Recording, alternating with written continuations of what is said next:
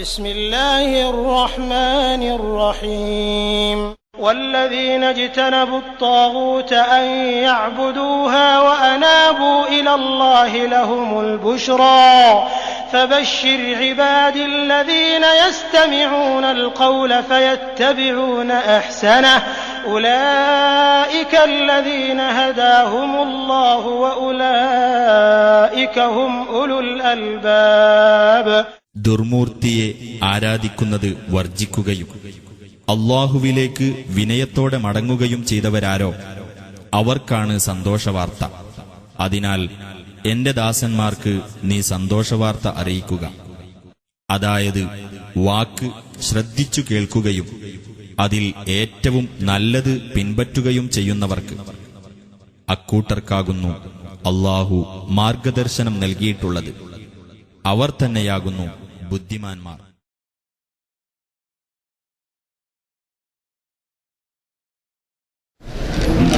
السلام عليكم ورحمة الله وبركاته. إن الحمد لله نحمده ونستعينه ونؤمن به ونتوكل عليه ونعوذ بالله من شرور أنفسنا ومن سيئات أعمالنا من يهد الله فلا مضل له ومن يضلل فلن تجد له وليا مرشدا وأشهد أن لا إله إلا الله وحده لا شريك له وأشهد أن محمدا عبده ورسوله أرسله بالهدى ودين الحق ليظهره على الدين كله ولو كره المشركون. أما بعد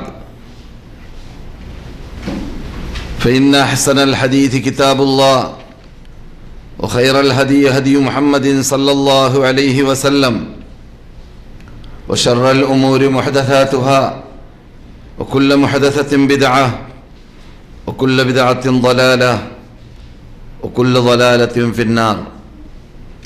اللهم صل على محمد وعلى آل محمد كما صليت على إبراهيم وعلى آل إبراهيم إنك حميد مجيد.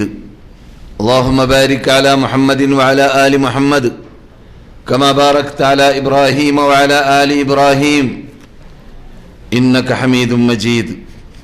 أعوذ بالله من الشيطان الرجيم. يسألونك عن الساعة أيان مرساها قل إنما علمها عند ربي لا يجليها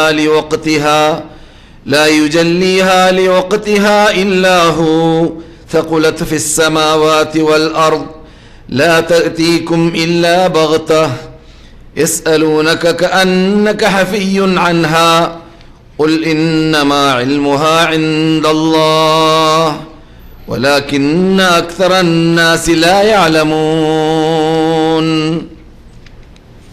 മാന്യ സഹോദര സഹോദരിമാരെ, സദസ്യരെ, ശ്രോതാക്കളെ, അതിഥികളെ,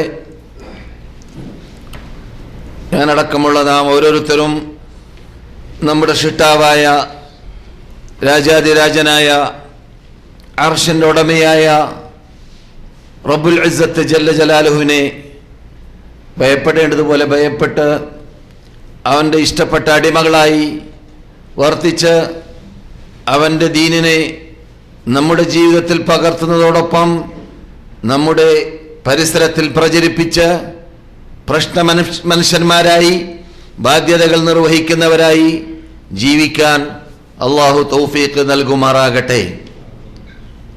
അപ്രകാരം പുണ്യഭൂമിയുടെ ബഹുമതിയെ പരിഗണിച്ച് താമസിക്കാൻ ഈ ഭൂമിയിൽ താമസിക്കുന്നവർക്ക് പ്രത്യേകിച്ച് റബ്ബ് തൗഫീഖ് നൽകുമാറാകട്ടെ. ഈ ഭൂമിയിലേക്ക് വരാൻ ആഗ്രഹമുള്ളവർക്ക് അവരുടെ ആഗ്രഹം റബ്ബ് നിറവേറ്റിക്കൊടുക്കട്ടെ. സഹോദര സഹോദരിമാരെ, ഇവിടെ കഴിഞ്ഞ വർഷത്തിൽ റമദാനിന് മുമ്പായി നാം ക്ലാസുകൾ നിർത്തിവെച്ചപ്പോൾ രാത്രി നടത്താറുള്ളതായ ക്ലാസുകൾ വ്യത്യസ്ത വിഷയങ്ങൾ ചർച്ച നടന്നത് നിങ്ങൾ ഓർക്കുന്നുണ്ടായിരിക്കാം. റമദാനിന് ശേഷം ആരംഭിച്ചതായ ക്ലാസുകൾ റമദാനിൽ നിന്നിട്ട് പഠിക്കേണ്ട പാഠങ്ങളിൽ പരിമിതമാക്കിയിട്ടാണ് ചർച്ച നടന്നതും അതും നിങ്ങൾ ഓർക്കുന്നുണ്ടായിരിക്കാം. ഇനി നമുക്ക് തുടർന്നുകൊണ്ട് വിഷയങ്ങളിലേക്ക് വിശദമായി പ്രവേശിക്കാൻ പരിശ്രമിക്കാം. അള്ളാഹു തൗഫീഖ് നൽകുമാറാകട്ടെ. ചെറിയൊരു ചേഞ്ച് നാം സാധാരണ നടത്താറുള്ളതായ വിഷയങ്ങളിൽ നമുക്ക് വരുത്താം. അത് യഥാർത്ഥത്തിൽ ഇതേ സ്ഥലത്ത് അല്ലെങ്കിൽ ഇവൻ തന്നെ നടത്താറുള്ള ക്ലാസ്സുകളിൽ ദശവർഷങ്ങൾക്ക് മുമ്പായി തുടർച്ചയായി വീഡിയോ വരുന്നതിന് മുമ്പ് ഓഡിയോ കാസറ്റുകളിലൂടെ പ്രചരിപ്പിക്കപ്പെട്ടതായ ഒരു സബ്ജക്റ്റാണ്. അത് യഥാർത്ഥത്തിൽ യൗമുൽ ആഖിർ എന്നും പരലോകമെന്നും ഖിയാമത്ത് നാളിൻ്റെ അടയാളങ്ങളെന്നും എല്ലാം അതിന് വേണമെങ്കിൽ തലക്കെട്ട് നമുക്കുണ്ടാക്കാം. അത് വിശ്വാസപരമായ കാര്യത്തിൽ പ്രധാന ഭാഗവും ആണ്.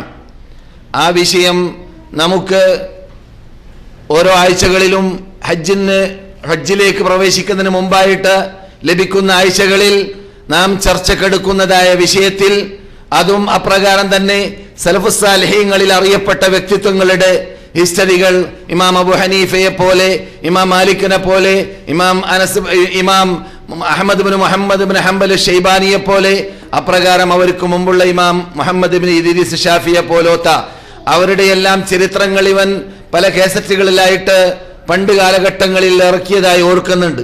പക്ഷേ പലരും സീഡികളിലൂടെയോ അല്ലെങ്കിൽ കേസറ്റുകളിലൂടെയോ ഓഡിയോകളിലൂടെയോ മറ്റോ നെറ്റിൽ നിന്നിട്ട് കേൾക്കാൻ ആരംഭിച്ചപ്പോഴെല്ലാം ഇമാമുകളുടെ ഹിസ്റ്ററി പലരുടെയും ഞങ്ങളുടെ അടുക്കിലേക്ക് എത്തിയിട്ടില്ല, അത് കേൾക്കാനുള്ള സൗകര്യം ലഭിച്ചിട്ടില്ല എന്ന് പറയുന്ന സുഹൃത്തുക്കൾ ഉണ്ടായി.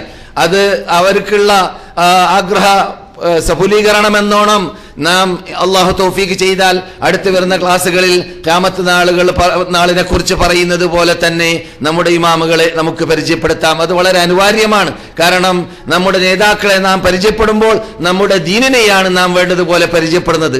അതുകൊണ്ട് തന്നെ നമ്മുടെ നേതാക്കളെ പരിചയപ്പെടുന്നതിൽ വീഴ്ച വരുത്തുന്നവർ ഇസ്ലാമിൽ നിന്നിട്ട് പുറന്തള്ളപ്പെട്ടവരായി മാറുന്നു. നമുക്കറിയാവുന്നതുപോലെ ഷിയാക്കളെ പോലെ, മുഅ്തസിലികളെ പോലെ, മറ്റു ഇതര ചിന്താഗതിക്കാരെ പോലെ നമ്മുടെ ഈ മതത്തിന്റെ നെടുംതൂണുകളെന്ന് ഞാൻ വിശേഷിപ്പിക്കാറുള്ളതായ മഹാത്മാക്കളും നേതാക്കളുമായ ആ സലഫുസ് സാലിഹീങ്ങൾ നമ്മുടെ മതത്തെ സുരക്ഷിതത്വത്തോടുകൂടി വീഴ്ചയില്ലാതെ വള്ളിക്കോ പുള്ളിക്കോ ചേഞ്ചില്ലാതെ നമ്മളിലേക്ക് എത്തിച്ചു തന്നവരായതുകൊണ്ട് തന്നെ അവരുമായുള്ളതായ ബന്ധം നമുക്ക് ഖിയാമത്ത് നാൾ വരെ ഉണ്ടാവണം എന്ന് മാത്രമല്ല, അവർക്ക് വേണ്ടി നാം പ്രാർത്ഥിച്ചുകൊണ്ടേ ഇരിക്കണം എന്ന് ഖുർആനിന്റെ ശാസനയാണ്. നാം പലപ്പോഴും കേൾക്കാറുണ്ട്, റബ്ബനാ ഗഫിർ ലനാ വലിഇഖ്വാനിന അല്ലദീന സബഖൂനാ ബിൽ ഈമാൻ. നമുക്ക് മുമ്പ് നാം ഉൾക്കൊള്ളുന്ന ഈ ഈമാനിൽ നമ്മേക്കാളും മുമ്പ് പ്രവേശിച്ചതായ ആ മഹാത്മാക്കൾക്ക് നീ പുറത്തു കൊടുക്കണം എന്ന് നമ്മോട് പ്രാർത്ഥിക്കാൻ റബ്ബ് കൽപ്പിച്ചതും ആണ്. അത് രണ്ടാമത്തെ വിഷയമായിരിക്കും. അപ്രകാരം വ്യത്യസ്ത തർബിയത്തിനെ കുറിച്ച് ബാധിക്കുന്ന പഴയ ശൈലിയിൽ അഖ്ലാഖ് എന്ന് നാം പറഞ്ഞതായ ആ സബ്ജക്റ്റും ഇവിടെ പല ശൈലിയിൽ തുടരുന്നതായിരിക്കും. അതിലെല്ലാം പറയുന്ന നിങ്ങൾക്കും പറയുന്ന എനക്കും കേൾക്കുന്ന നിങ്ങൾക്കും അള്ളാഹു ആത്മാർത്ഥത നൽകട്ടെ. ഓരോ വിഷയങ്ങൾക്കും അർഹിക്കേണ്ടതായ അവകാശങ്ങൾ നൽകിയും കൊണ്ട് തന്നെ ചർച്ച ചെയ്യാൻ കഴിവിന്റെ പരമാവധി നമുക്ക് റബ്ബുൽ ഇസ്സത്ത് തൗഫീഖ് നൽകുമാറാകട്ടെ. സഹോദര സഹോദരിമാരെ, തുടങ്ങി വെച്ച പല സുഹൃത്തുക്കളും കുറെ കൊല്ലങ്ങളായി അല്ലെങ്കിൽ കുറെ കാലങ്ങളായി ദീനുമായി ബന്ധപ്പെട്ട് നമസ്കരിക്കാൻ ആരംഭിച്ചു. പക്ഷെ നമസ്കാരം അറിയുകയില്ല എന്നതുകൊണ്ട്, നമസ്കാരം വിശദീകരിക്കണമെന്ന് പറയുന്നത് കൊണ്ട് ഞാൻ ഇടയ്ക്കിടെ പല ക്ലാസ്സുകളിലായിട്ട് നമസ്കാരത്തിൽ നിർബന്ധമായ ഭാഗങ്ങളൊക്കെ വിശദീകരിക്കാറുണ്ടെങ്കിലും ഫിഖ്ഹുൽ ഇസ്ലാമി എന്ന പേരിൽ നാം തുടങ്ങി വെച്ചതായ കർമ്മശാസ്ത്രം പറയുമ്പോൾ നമസ്കാരത്തിലാണ് നാം ഉള്ളത്. അതിന്റെയും പരിപൂർണത അടുത്ത ക്ലാസ്സുകളിൽ കുറിക്കപ്പെടും. അള്ളാഹു അതിനും നമുക്ക് തൗഫീഖ് നൽകുമാറാകട്ടെ. ഖിയാമത്ത് നാൾ ഖുർആനിൽ റബ്ബുൽ ഇസ്സത്ത് ജല്ല ജലാലുഹു എണ്ണി അവസാനിക്കാത്തതുകൊണ്ട് അവസാനം 200ഓളം പ്രാവശ്യം എന്ന് പറയാൻ തീരുമാനിച്ചു. കാരണം 185 ആയത്തിലേക്ക് എണ്ണിയെത്തി. പിന്നെ ടൈമില്ലാത്തത് കൊണ്ട് 185 ആയത്ത് വരേക്കും ഖിയാമത്ത് നാളിനെ കുറിച്ചും പരലോകത്തിനെ കുറിച്ചും അള്ളാഹു പറയുന്നതായ ആയത്തുകളാണ്. അപ്പോൾ 200ഓളം എന്ന് പറഞ്ഞാൽ തെറ്റില്ല. ആയത്തുകൾ ഖുർആനിൽ ഈ പരലോകത്തെ കുറിച്ച് റബ്ബ് ചർച്ച ചെയ്യുന്നുണ്ട്. ഈ പരലോകം എന്ന വിഷയം വളരെ പഴഞ്ചനാണെന്ന് ചിലർക്ക് തോന്നിയേക്കാം. അല്ല, മറിച്ച് അതാണ് ഇന്ന് യഥാർത്ഥത്തിൽ ജനങ്ങളിൽ നിന്നിട്ട് അറിഞ്ഞിട്ടോ അറിയാതെയോ ഗസാലിയെ കുറിച്ച് പറയപ്പെടാറുണ്ട്, അന്നാസു നിയാമുൻ ഇദാമാതു ഇൻതബഹൂൻ. ഇവിടെ അയാളുടെ ഇഹ്യാ ഉലൂമുദ്ദീനിലോ മറ്റോ ഉള്ളതായിരിക്കാം. സംഗതി ശരിയാണ്. എന്താണ്? അന്നാസു നിയാമുൻ, മനുഷ്യന്മാർ ഉറങ്ങിക്കിടക്കാണ്, അശ്രദ്ധരാണ്. എപ്പോഴാണ് ഉണരാ? ഇദാമാതു, മരിക്കുമ്പോൾ മരിക്കല്ലേ ലാമോപരി പറയാണ് ഉണരാണ്. മരിക്കുമ്പോഴോ ഞാൻ ഇതുവരെ ഭൂമിയിൽ, ഞാൻ ഇതുവരെ പരലോകത്തിന് വേണ്ടി ഒന്നും ചെയ്തിട്ടില്ലല്ലോ, ഞാൻ ഇതുവരെ അള്ളാഹുവിനെ പഠിച്ചിട്ടില്ലല്ലോ, ഞാൻ ഇതുവരെ ഞാൻ ഉൾക്കൊള്ളുന്ന മതത്തിന്റെ അടിസ്ഥാനപരമായ തത്വങ്ങൾ വരെ പഠിച്ചിട്ടില്ലല്ലോ എന്നൊക്കെ പറഞ്ഞ് കൈ മലർത്തുമെന്ന് ഖുർആൻ പറയുന്നുണ്ട്. മനസ്സിലായില്ലേ? അപ്പോൾ അത് യഥാർത്ഥത്തിൽ ശരിയാണ്. ആ അപകടത്തിലേക്ക് എത്താതിരിക്കാൻ വേണ്ടി ഏത് സമയത്തും നാം പരലോകവുമായി ബന്ധപ്പെട്ടുകൊണ്ട് പരലോകത്തിന് വേണ്ടി, പരലോകത്തിൽ കെട്ടുറപ്പുള്ള വിശ്വാസം സഹാബാക്കൾക്ക് ഉണ്ടായതുപോലെ, അവർക്ക് മുമ്പ് നബിമാർക്ക് ഉണ്ടായതുപോലെ നമുക്ക് ഓരോരുത്തർക്കും ഉണ്ടാവൽ നിർബന്ധമാണ്. അത് ഉണ്ടായിട്ടില്ലെങ്കിൽ പരലോകത്തിലുള്ള വിശ്വാസത്തിന്റെ കട്ടി അനുസരിച്ചിട്ടാണ് നമ്മുടെ പ്രവർത്തനത്തിലുള്ള ഖുശൂഉം ഖുദൂഉം ഉണ്ടാവുക. നമ്മുടെ പ്രവർത്തനത്തിൽ ഭക്തിയോട് കൂടി നമസ്കരിക്കാൻ നമുക്ക് സാധിക്കൽ പരലോകത്തെ ഓർക്കുമ്പോഴാണ്. ഞാൻ പലപ്പോഴും പറയാറുണ്ടല്ലോ, നിങ്ങൾക്ക് മനഃപ്പാടമുള്ള കാര്യമാണ്. നാം ഫാത്തിഹ ഓതുന്ന വേളയിൽ ഇയ്യാക നഅ്ബുദു വ ഇയ്യാക നസ്തഈൻ, അതിനു മുമ്പ് മാലികി യൗമിദ്ദീൻ അടുത്ത് പറഞ്ഞാണത്. മാലികി യൗമിദ്ദീൻ എന്ന പദം നമ്മുടെ മുമ്പിൽ വിട്ടുകിടക്കുന്ന വേളയിൽ പ്രതിഫലം നൽകപ്പെടുന്ന നാളിൽ നൽകുന്ന, വിചാരണ നൽകുന്ന ദീന് എന്ന് പറയുന്ന ആ ദിവസത്തിന്റെ ഉടമ എന്ന അള്ളാഹുവിന്റെ പ്രത്യേകത നാം നമ്മുടെ മുമ്പിൽ ഫാത്തിഹ ഓതി നമസ്കരിച്ചുകൊണ്ട് ഫാത്തിഹ ഓതുന്ന വേളയിൽ വിട്ടുകിടക്കുമ്പോൾ അത് ഉൾക്കൊള്ളേണ്ടതുപോലെ ഉൾക്കൊണ്ടാലോ ഖുശൂഉ ഉണ്ടാകുന്നു, ഭക്തി ഉണ്ടാകുന്നു, അള്ളാഹിന്റെ മുമ്പിൽ നിൽക്കേണ്ടത് എങ്ങനെയാണെന്ന് ഓർക്കാൻ അത് നമ്മെ പ്രേരിപ്പിക്കുന്നു. ഇതാണ് ജനങ്ങൾ വ്യത്യസ്തമായ രൂപത്തിലാണ് നാം കാണുക. പലരും ഇവിടെ വിനോദാഭാസങ്ങൾ മുഴുകിക്കിടക്കുന്നു. ഈമാനും ഇസ്ലാമൊക്കെ ബാധിക്കുന്ന ആളാണ്, ഇസ്ലാമിലേക്ക് ചേർത്ത് പറയുന്ന ആളാണ്. അതേ സമയത്ത് അവരുടെ ജീവിതം നോക്കിയാൽ പരലോകത്തിന് വിശ്വസിക്കാത്തതുപോലെ. ശ്രദ്ധിക്കണം, പരലോകത്തിൽ വിശ്വസിക്കാത്തതുപോലെ. അപ്പോൾ പരലോകത്തിൽ വിശ്വസിച്ചിട്ടുണ്ടോ ഇല്ലേ എന്ന് കുറിക്കുന്നത് എന്താണ്? ജീവിതമാണ്. ജീവിതം നേരെ മറിച്ചു കുറിക്കുകയാണെങ്കിലോ തൊള്ള കൊണ്ട് പറയുന്നതിനേക്കാളും ഏറ്റവും വലിയ സാക്ഷിത്വം അത് ശരീരം കൊണ്ട് കുറിക്കലാണ് എന്ന് ഞാൻ പറയാറുണ്ടല്ലോ, അല്ലെ? ലിസാനുൽ ഹാൽ അഖ്വാ മിൻ ലിസാനിൽ മഖാൽ, അറബി പഴമൊഴിയാണ്. ലിസാനുൽ ഹാൽ അഖ്വാ മിൻ ലിസാനിൽ മഖാൽ. തൊള്ള കൊണ്ട് പറയുന്നതിനേക്കാൾ ഏറ്റവും വലിയ സാക്ഷിത്വമാണ് എന്ത്? ശരീരം കൊണ്ട് അത് സ്ഥാപിക്കുക എന്നത്. അതുകൊണ്ട് ഒരാൾ രാവിലെ ആകുമ്പോൾ ശുക്ർ എന്ന് പറയേണ്ട ആവശ്യമില്ല തൊള്ള കൊണ്ട്. മറിച്ച് അവന്റെ പ്രവർത്തനം കുറിച്ചാൽ മതി. ഊതു പിടിക്കുക, പള്ളിയിലേക്ക് പോവുക പുരുഷന്മാരാണെങ്കിൽ, എന്നിട്ട് നിസ്കരിക്കുക. ഇത് അവന്റെ പ്രവർത്തനം കുറിക്കുന്നു, റബ്ബേ നിനക്ക് നന്ദി എന്നത്. എന്നല്ലാതെ വെറും തൊള്ള കൊണ്ട് മാത്രം അൽഹംദുലില്ലാഹി ലദീ അഹ്യാനാ ബഅദ മാ അമാതനാ വഇലൈഹി നുശൂർ എന്ന് പറഞ്ഞുകൊണ്ട് എണീറ്റ് ഉണർന്നു എന്നിട്ട് പോയത് കഫീലിന്റെ അടുക്കലേക്കാണ്, ബിസിനസിന് വേണ്ടിയാണ്, ജോലിക്കാണ്, പള്ളിയിലേക്ക് എത്തിയില്ല, അല്ലെങ്കിൽ നമസ്കാരത്തിലേക്ക് പോയില്ല എങ്കിലോ അവന്റെ പ്രവർത്തനം കുറിച്ചത് അവന്റെ തൊള്ള കൊണ്ട് പറഞ്ഞതിന് ഘടക വിരുദ്ധമാണ്. അതുകൊണ്ട് തൊള്ള കൊണ്ട് പറയുന്നതായ സാക്ഷിത്വത്തെക്കാളും ഏറ്റവും കട്ടിയുള്ള സാക്ഷിത്വം അത് ശരീരം കുറിക്കലാണ്, നമ്മുടെ പ്രവർത്തനം കുറിക്കലാണ് എന്ന പഴമൊഴി അറബിയിൽ വളരെ പ്രസക്തിയുള്ളതാണ്. സഹോദരന്മാരെ, അപ്പോൾ പരലോകത്തെ കൊണ്ട് വിശ്വസിക്കുക എന്നത് ഖിയാമത്ത് നാളിന്റെ അടയാളങ്ങൾ പറയുമ്പോൾ ആദ്യമായി നാം പഠിച്ചിരിക്കേണ്ട ഭാഗമാണ്. അല്ലാഹു സുബ്ഹാനഹു വ തആല വിശുദ്ധ ഫുർഖാനിൽ അളീമിൽ പരലോകത്തെ കൊണ്ട് വിശ്വസിക്കുക എന്നതിനെ വളരെ ഷോർട്ടായ ശൈലിയിൽ ആദ്യത്തെ സൂറത്ത് കഴിഞ്ഞാൽ രണ്ടാമത്തെ സൂറത്തിൽ, ആദ്യത്തെ സൂറത്തിൽ നിങ്ങൾ കേട്ടു ഇത് മാലിക് യൗമിദ്ദീൻ, രണ്ടാമത്തെ സൂറത്തിൽ അഥവാ സൂറത്തുൽ ബഖറയിൽ എന്താണ്? അല്ലദീന യുഅ്മിനൂന ബിൽ ഗൈബി. എല്ലാവർക്കും മനപ്പാഠം ഉണ്ടല്ലോ, മനപ്പാഠം വേണം. കാരണം എപ്പോഴും രാവിലെ വൈകുന്നേരം ഓതേണ്ട അദ്കാറുകളിൽ പെട്ടതാണ്. ചിലര് ഈ അദ്കാറുകൾക്ക് വേണ്ടി ഓതും, ഖുർആൻ ഓതാൻ വേണ്ടി ഓതൂല, അദ്കാറുകൾക്ക് വേണ്ടി ഓതും. കാരണം ഈ മുഅവ്വിദാത്തൊക്കെ ഓതിയാൽ പിശാച് കിടക്കൂല, പിശാച് വരൂല, അപകടത്തിന് രക്ഷപ്പെടാം, മരണത്തിന് രക്ഷപ്പെടാം. അപ്പോൾ ഭൗതിക നേട്ടങ്ങളാണ് ഉദ്ദേശം ഖുർആനിലൂടെ, അത് മാത്രം. അതുകൊണ്ട് അദ്കാറിൽ വലിയ പിടുത്തം. അതേസമയത്ത് ഈ അദ്കാർ പറയുന്ന ആ വചനങ്ങൾ ഉൾക്കൊള്ളുന്ന തത്വങ്ങളോ അത് കേറിയിട്ടുണ്ടാവില്ല, അത് ഉൾക്കൊണ്ടിട്ടുണ്ടാവില്ല, അത് പഠിച്ചിട്ടുണ്ടാവില്ല. അത് അപകടമാണ്. അതിനേക്കാളും മുഖ്യം ഞാൻ പറയാറുണ്ട്, ഞങ്ങളുടെ നാട്ടിലെ ഭാഷയിൽ, കാസർഗോഡുകാരുടെ ഭാഷയിൽ, ഈ കഷായം കൊടുക്കുമ്പോൾ വൈദ്യർ എന്ത് കൊടുക്കും? ഞങ്ങൾ പറയുന്നത് മേപ്പൊടി എന്നാണ്. പൊടി കൊടുക്കും കൂടെ. ആ പൊടി മാത്രം തിന്നാൽ രോഗം മാറുമോ? ഇല്ല. ഈ വൈദ്യം കൊടുക്കുന്ന കഷായം കുടിക്കണം. അപ്പോൾ ഖുർആനിന്റെ കഷായം അതിന് ഓതലല്ല, അതിനെ പാരായണം ചെയ്യലല്ല, അതിനെ ദിക്റാക്കി മാറ്റൽ മാത്രമല്ല, പിന്നെയോ അതുകൊണ്ട് അമൽ ചെയ്യലാണ്. അതിവിടെ അമൽ ചെയ്യാൻ വേണ്ടി ലിയുൻദിറ മൻ കാന ഹയ്യൻ വയഹിഖൽ ഖൗലു അലൽ കാഫിരീൻ. ഇവിടെ ജീവിക്കുന്നവർക്കാണത്. ജീവിക്കുന്നവർ പഠിക്കാൻ വേണ്ടി, മരിക്കുന്നത് ജീവിക്കാൻ വേണ്ടി എന്ന് ഖുർആനിൽ വേറെ ശൈലിയുണ്ട് അല്ലേ? തബാറക്കല്ലദീ ബിയദിഹിൽ മുൽക്കു അലാ കുല്ലി ഷൈഇൻ ഖദീർ അല്ലദീ ഖലഖൽ മൗത വൽ ഹയാത. എന്തിനാണ്? ലിയബ്ലുവക്കും അയ്യുക്കും അഹ്സനു അമല. എന്തിനാണ് ഇവിടെ ജീവൻ, എന്തിനാണ് ഇവിടെ മരണം? നിങ്ങളെ പരിശോധിക്കാൻ വേണ്ടി, നിങ്ങളിൽ ആരാണ് നന്നായി അമൽ ചെയ്യുന്നത്. അയാൾ മരിച്ചതേ ജീവിച്ചിട്ടുള്ള ആളെ പരിശോധിക്കാൻ. അയാൾ എന്തിനാ മരിച്ചത്? ഓരോ ആൾക്കാരും മരിച്ചുകൊണ്ടേ ഇരിക്കുന്നത് എന്തിനാണ്? അള്ളാഹ് പറയുന്നത് അദ്ദേഹം മരിക്കുന്നത് ജീവിച്ചിട്ടുള്ളവർ പാഠം പഠിക്കാൻ വേണ്ടിയാണ് മരണത്തിലൂടെ. മനസ്സിലായില്ലേ? അപ്പോൾ യൗമുൽ ആഖിറത്തിനെ കുറിച്ച് റബ്ബുൽ ഇസ്സത്ത് ജല്ല ജലാലു ഖുർആനിൽ ചർച്ച ചെയ്തതായ ശൈലിയിൽ ഒന്നാമത്തെ ഭാഗമാണ് അല്ലദീന യുമിനൂന ബിൽ ഗൈബ്. അദൃശ്യ സംഭവങ്ങളിൽ വിശ്വസിക്കുന്നവര്. നമ്മെ സംബന്ധിച്ചിടത്തോളം നാം പരലോകം കണ്ടിട്ടില്ല, നാം സ്വർഗം കണ്ടിട്ടില്ല, നാം നരകം കണ്ടിട്ടില്ല. നാം പഠിച്ചു ആരിലൂടെ? നബിയുനാ മുഹമ്മദ് റസൂലുള്ളാഹി സ്വല്ലല്ലാഹു അലൈഹി വസല്ലം നമ്മുടെ മുമ്പിലേക്ക് കൊണ്ടുവന്നതായ ഖുർആനിലൂടെ ഇങ്ങനെയുള്ള ഒരു ലോകമുണ്ട് എന്ന് പഠിച്ചു. ആ ലോകത്തിൽ നാം ബിൽ ആഖിറതി ഖുർആൻ എന്താ പറയുന്നത്? ഹും യൂഖിനൂൻ. ഞങ്ങളുടെ ഭാഷയിൽ പറയും പട്ടാങ്ങാക്കി വിശ്വസിച്ചു, ഉറച്ച് വിശ്വസിച്ചു.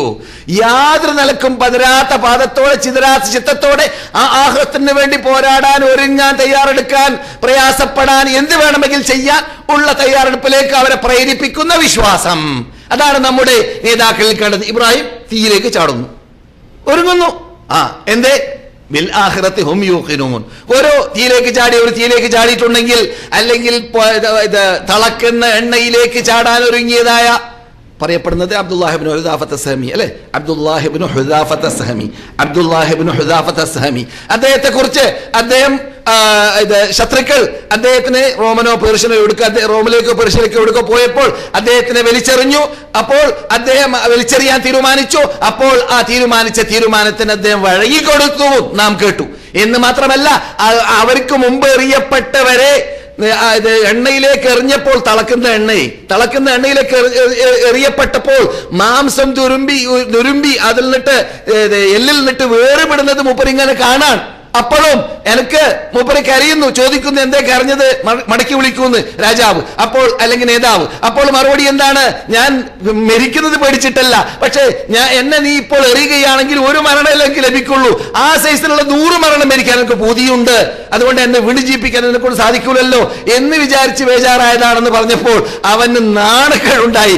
അവന്റെ ആ ദേഷ്യം തീർക്കാൻ പറ്റാത്ത രൂപത്തിലായി മാറി. അവസാനം ചരിത്രം പറയുന്നതാണ്, അല്ലെങ്കിൽ കഥ പറയുന്നതാണ്, അദ്ദേഹം ആവശ്യപ്പെട്ടു, നീ ഒരു കാര്യം ചെയ്യേ, നീ എന്റെ തല ശുഭിക്കുകയാണെങ്കിൽ നിന്റെ കൂട്ടുകാരെയെല്ലാം ഞാൻ ഒഴിവാക്കി തരാം. ഇത് കേട്ടപ്പോൾ അദ്ദേഹം എന്നാൽ അങ്ങനെയാവട്ടെ, എന്റെ കൂട്ടുകാരായ സഹാബാക്കൾ അവര് അറസ്റ്റിലാണ്, അവരെ ഒഴിവാക്കുക എന്നത് ഈ കുഫറിന്റെ തലച്ചോറിനെ ചുംബിക്കുന്നുണ്ടെങ്കിൽ വരികയാണെങ്കിൽ അത് ഞാൻ തയ്യാറാണ് എന്ന് പറഞ്ഞു എന്നും അദ്ദേഹം ചുംബിച്ചു എന്നും അവസാനം വാർത്ത ഉമറുൽ ഖത്താബിന് അദ്ദേഹം വരുന്നതിന് മുമ്പ് കേട്ടപ്പോൾ ഉമറും നേതാക്കളും മദീന അതിർത്തിയിലേക്ക് പുറപ്പെട്ടുകൊണ്ട് അബ്ദുല്ലാഹിബ്നു ഹുദാഫത്ത് സഹമിയുടെ തല എല്ലാവരും ഖലീഫയും ആ പാർലമെന്റ് മെമ്പർമാരും വലിയ വലിയ നേതാക്കളും എല്ലാവരും ഒരു സാധാരണ വ്യക്തിയായ സഹാബാക്കളിൽ അബ്ദുല്ലാഹിബ്നു ഹുദാഫത്ത് സഹമിയുടെ തല ചുംബിക്കാൻ വേണ്ടി അവരെല്ലാം തയ്യാറെടുത്തു. ആ ശിർക്കിന്റെ തലയെ നീ ചുംബിച്ചത് ഈ മഹാത്മാക്കളെ രക്ഷപ്പെടുത്താനായതുകൊണ്ട് നിന്റെ തല ഞങ്ങൾ ചുംബിക്കുന്നു എന്ന് പറഞ്ഞുകൊണ്ട് ചുംബിച്ചു എന്നാണ് കഥയുടെ പരിപൂർണത. സംഭവിച്ചിട്ടുണ്ടെങ്കിൽ അത് യഥാർത്ഥത്തിൽ എന്താണ് കുറിക്കുന്നത്? പരലോകത്തിലുള്ള കെട്ടുറപ്പുള്ള വിശ്വാസം, അവരുടെ വിശ്വാസം. നമുക്ക് ആ വിശ്വാസം വേണ്ടതുപോലെ കയറാത്തത് കൊണ്ടാണ് പള്ളിയിലേക്ക് എത്തുന്നില്ല. ജമാഅത്ത് നിസ്കരിക്കാൻ പള്ളിയിലേക്ക് എത്തുന്നില്ല. പ്രേരണ വേണമല്ലോ. ഇവിടെ ഇപ്പോൾ ഇന്നത്തെ യുഗത്തിലൊക്കെ പ്രേരിപ്പിക്കുന്ന വല്ലതും ഇല്ലെങ്കിൽ നടക്കൂല. അതുകൊണ്ട് കുട്ടികൾക്ക് സമ്മാനം, കുട്ടികൾ പോട്ടെ, വലിയ വലിയ മനുഷ്യന്മാരൊക്കെ ക്ലാസ്സിൽ വരുമ്പോൾ അവർക്കും വല്ലതും പഠിക്കണമെങ്കിൽ, അവർക്ക് വല്ല പുസ്തകം വായിക്കണമെങ്കിൽ ഇവിടെ വന്നിരിക്കുന്ന വെളിയിൽ ധാരാളം പുസ്തകങ്ങൾ അവിടെ ഉണ്ട്. അതൊക്കെ ഓരോ ആൾക്ക് എടുത്തുകൊണ്ട് ഇവിടെ വായിക്കാം. ഞാൻ വരുന്നതിന് മുമ്പ് ടൈം ഉപയോഗപ്പെടുത്താം, ആരെ ആക്ഷേപിക്കല്ല. എന്നാലും അതിന് കിട്ടൂല. എപ്പോഴേ കിട്ടുള്ളൂ? ഈ പുസ്തകത്തിൽ എന്തുണ്ട്, സമ്മാനമുണ്ട്, വായിച്ചോളീൻ എന്ന് പറഞ്ഞാൽ എല്ലാവരും ഒരുങ്ങി, എല്ലാവരും പുസ്തകം പേറി അല്ലെങ്കിൽ പുസ്തകം ഏറ്റി. ഉദാഹരണത്തിന് മനസ്സിലായില്ലേ? ഇതൊക്കെ ഞാനടക്കമുള്ള നമ്മുടെ വീഴ്ചയാണ്. ഇന്നെന്തിനാ പുസ്തകം, മൗലവി നെറ്റടിച്ചാൽ എല്ലാം കിട്ടൂല എന്നൊക്കെ ചോദിക്കും അല്ലേ? എന്നാൽ പുസ്തകത്തിന്റെ ആ ഒറിജിനാലിറ്റി ലഭിക്കുകയില്ല നെറ്റിലൂടെ. കാരണം നെറ്റിൽ കിട്ടുന്നത് തന്നെ ശരിയാണോ തെറ്റാണോ എന്ന് ഉറപ്പിക്കാൻ പുസ്തകത്തിലേക്ക് മടങ്ങേണ്ടി വരും അല്ലേ? പുസ്തകത്തിലേക്ക് മടങ്ങേണ്ടി വരും. എളുപ്പത്തിൽ നമ്മുടെ മുമ്പിലേക്ക് അത് ഒരുമിച്ച് കൂടി കിട്ടി എന്നതാണ് നെറ്റിലൂടെ ലഭിക്കുക. എന്നല്ലാതെ ഒറിജിനാലിറ്റി അതിലുണ്ടോ? ഇല്ല. എത്രത്തോളം ഈ വിശുദ്ധ ഫുർഖാനുൽ അളീമിൽ തന്നെ ക്രിസ്ത്യാനികളും തബ്ശീറിന്റെ വിഭാഗവും, തബ്ശീറിനെ അവരെ കുറിച്ച് പറഞ്ഞുകൂടാ, അവരുടെ മിഷണറി പ്രവർത്തനം നടത്തുന്ന വിഭാഗവും അറബി ക്രിസ്ത്യാനികൾ ഖുർആനിൽ കരിഞ്ചന്ത ഉണ്ടാക്കി നെറ്റിൽ കൂടി വിടാൻ ആരംഭിച്ചു. പക്ഷേ ഖുർആന് ഒരു പ്രത്യേക കഴിവുണ്ട്, അതിൻ്റെതാകുന്ന കഴിവുണ്ട്. അതെന്ത്? അള്ളാഹ് ഏറ്റെടുത്ത കഴിവ്. അതെന്താണ്? ഇന്നാ നഹ്നു നസ്സൽനാ ദിക്റ വ ഇന്നാ ലഹു ലഹാഫിളൂൻ. ഇതിനെ നാം ആണ് ഇറക്കിയത്, ഇതിനെ സംരക്ഷിക്കുന്ന ബാധ്യത നമ്മുടേതാണ്. ഈ ആയത്ത് സാധാരണ പ്രസ്സിൽ കൂടി, ഞാൻ ജോലി ചെയ്യുന്ന ഓഫീസ് നിങ്ങൾക്കറിയാം, മുജമ്മൽ മലിക് ഫഹദിൽ അകത്താണ് പണ്ഡിതന്മാരുടെ സഭയും അവരുടെ ലജ്നൊക്കെ ഉള്ളത്. ആ ഭാഗത്തിൽ നിന്നിട്ട് നമസ്കരിക്കാൻ വേണ്ടി പോകുമ്പോൾ കണ്ടീഷനുള്ള ഭാഗത്തിൽ കൂടി നടക്കാമല്ലോ, വെയിലുള്ള ഭാഗത്തിൽ നടക്കേണ്ടല്ലോ എന്ന് മനസ്സിലാക്കിയിട്ട് ഞങ്ങൾ പ്രസ്സിന്റെ അകത്തിൽ കൂടി നടന്നു പോകും. ആ സമയത്ത് ഈ ആയത്ത് ഇങ്ങനെ ഓർക്കും ഞാൻ. ആ പ്രസ്സിന്റെ വലുപ്പവും ആ പ്രവർത്തിക്കുന്ന പ്രവർത്തനങ്ങളും, ആ 24 മണിക്കൂർ പെരുന്നാൾ അടക്കം അവിടെ അച്ചടിച്ചുകൊണ്ടിരിക്കുകയാണ്, മില്യനുകൾ ഖുർആൻ ഇങ്ങനെ അച്ചടിച്ചുകൊണ്ടിരിക്കുന്ന രംഗങ്ങളും, ഇതൊക്കെ ഇതിന്റെ പിന്നിൽ പ്രവർത്തിക്കുന്നത് എന്താണ്? ഈ ആയത്താണ്. നാം ആണ് ഇതിനിറക്കിയത്, നാം ഇതിനെ ഖിയാമത്ത് നാൾ വരെ സംരക്ഷിക്കുമെന്ന് റബ്ബ് പറഞ്ഞതായ ആയത്താണ്.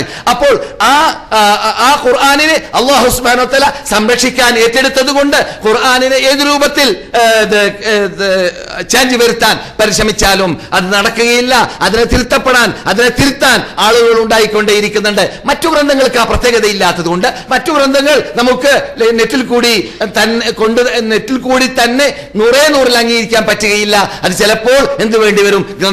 ഒറിജിനൽ ഗ്രന്ഥത്തിലേക്ക് മടങ്ങേണ്ടി വരും. പറഞ്ഞു വരുന്നത്, നാം ഇവിടെ പരലോകം പറയുമ്പോൾ റബ്ബുൽ ഇസ്സത്ത് ജല്ല ജലാലു നമ്മുടെ കണ്ണിൽപ്പെടാത്ത, ദൃഷ്ടിയിൽപ്പെടാത്ത കാര്യങ്ങളെ കൊണ്ട് വിശ്വസിക്കുന്നവരെന്ന് പറയുകയും എന്നിട്ട് ഒബിൽ ആഖിറതി ആ പരലോകത്തിൽ ഹും അവര് യൂഖിനൂൻ കെട്ടുറപ്പുള്ള വിശ്വാസമുള്ളവരായി മാറുകയും ചെയ്യും.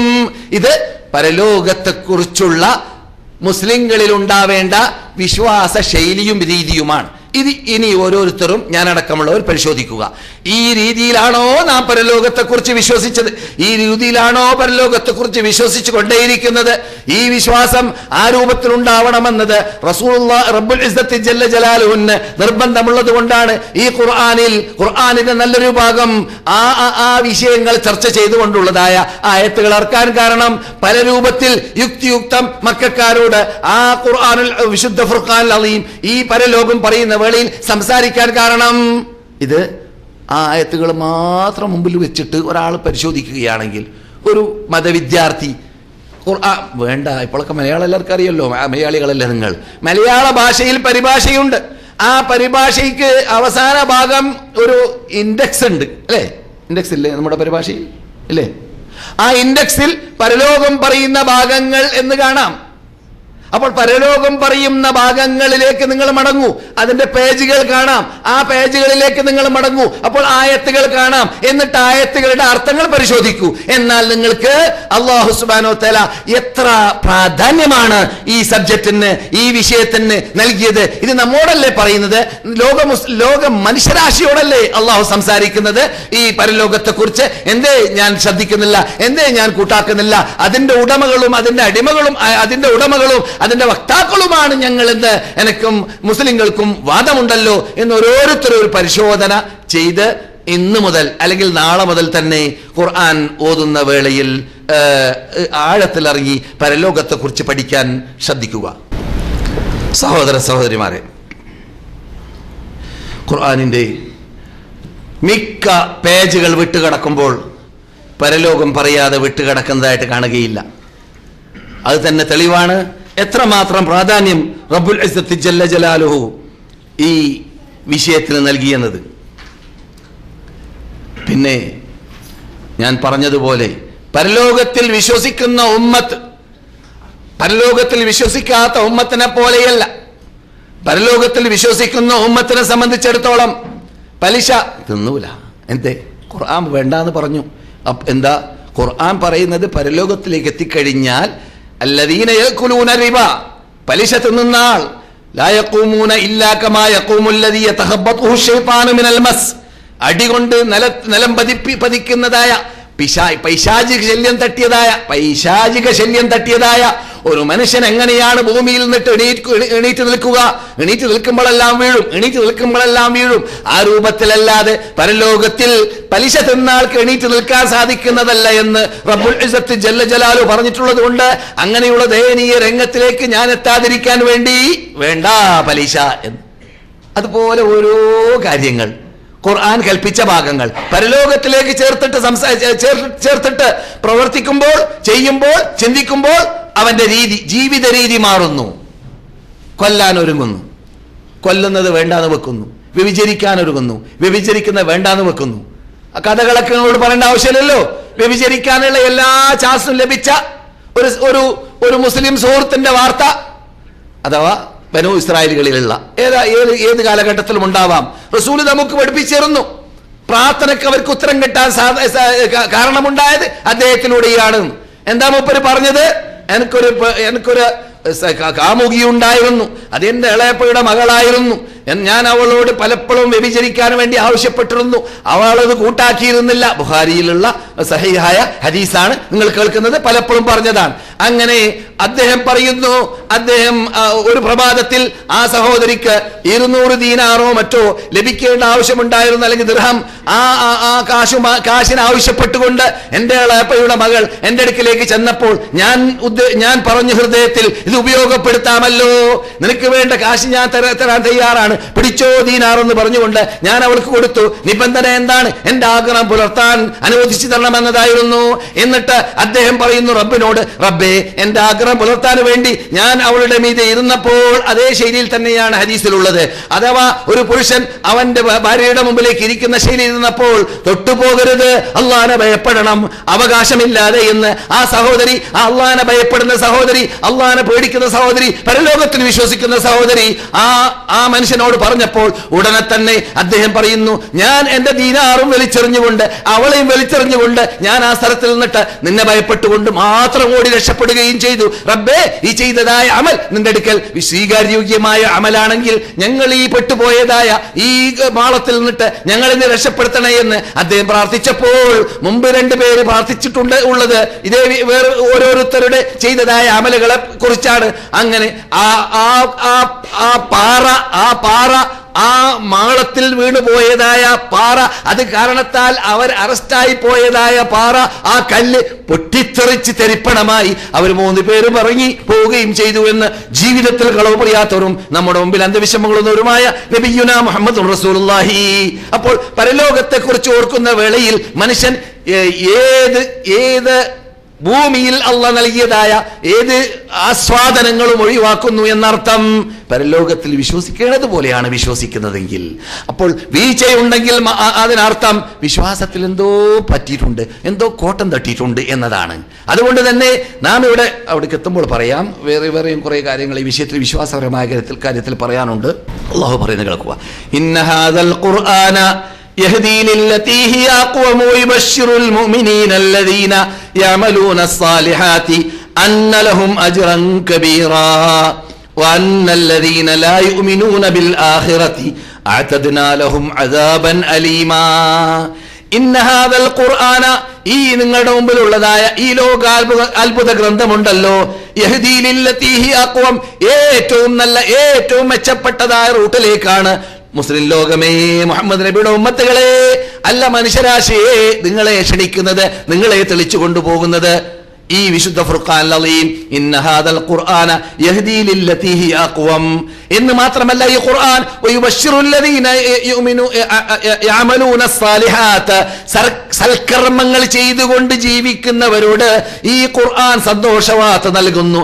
അന്നലഹും അജ്റൻ കബീറ, അവർക്ക് വളരെ വളരെ വളരെ അറ്റമില്ലാത്ത വലിയ വലിയ പ്രതിഫലം, അവർക്ക് കോലപ്പെടുത്താൻ പറ്റാത്ത പ്രതിഫലം അതിന് പകരമായിട്ട് പരലോകത്തിൽ ലഭിക്കുന്നതാണ്.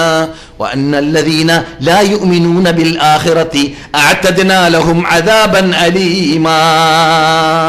നമ്മുടെ വിഷയം പരലോകത്തിൽ വിശ്വസിക്കാത്തവരോട് ഈ ഖുർആൻ എന്താ പറയുന്നത്? കഠിന കഠോരമായ ശിക്ഷ നിങ്ങൾക്ക് അനുഭവിക്കേണ്ടി വരും. വഅന്നല്ലദീന ലാ യുഅ്മിനൂന ബിൽ ആഖിറതി അഅതദ്നാ ലഹും അദാബൻ അലീമാ. കഠിന കഠോരമായ ശിക്ഷ, നിങ്ങൾക്ക് അനുഭവിക്കാൻ പറ്റാത്ത ശിക്ഷ നിങ്ങൾക്ക് അവിടെ ഏൽക്കേണ്ടി വരും നിങ്ങൾ പരലോകത്തിൽ വിശ്വസിച്ചിട്ടില്ലെങ്കിൽ എന്ന് ഈ ഖുർആൻ തന്നെ നൽകുന്നതായ ആ ഖുർആനിലെ തത്വങ്ങളിൽ പെട്ടതാണ്, നിങ്ങളെ ഹിദായത്ത് നൽകുന്ന ആ ഹിദായത്തിന്റെ ശൈലിയിൽപ്പെട്ടതാണ് എന്ന് ഖുർആൻ പഠിപ്പിക്കുന്നു. സഹോദര സഹോദരിമാരെ, വിശ്വസിക്കേണ്ടതുപോലെ വിശ്വസിച്ച വിഭാഗത്തിന്റെ രീതി, ജീവിത രീതി വിശ്വസിക്കേണ്ടതുപോലെ വിശ്വസിക്കാത്തവരെ പോലെയല്ല എന്ന് ഞാൻ അല്പം മുമ്പ് പറഞ്ഞു. അതിന് നമ്മുടെ മുമ്പിൽ സുബ്ഹാനല്ലാഹ് സ്വശരീരത്തെ ഇബ്രാഹിം അലൈഹിസ്സലാം എറിഞ്ഞതുപോലെ എറിയാൻ തയ്യാറായതുപോലെ സ്വശരീരത്തെ അള്ളാഹുവിനെ പ്രീതിപ്പെടുത്താൻ പരലോകത്തിലുള്ള വിശ്വാസം പ്രേരിപ്പിച്ചത് കാരണത്താൽ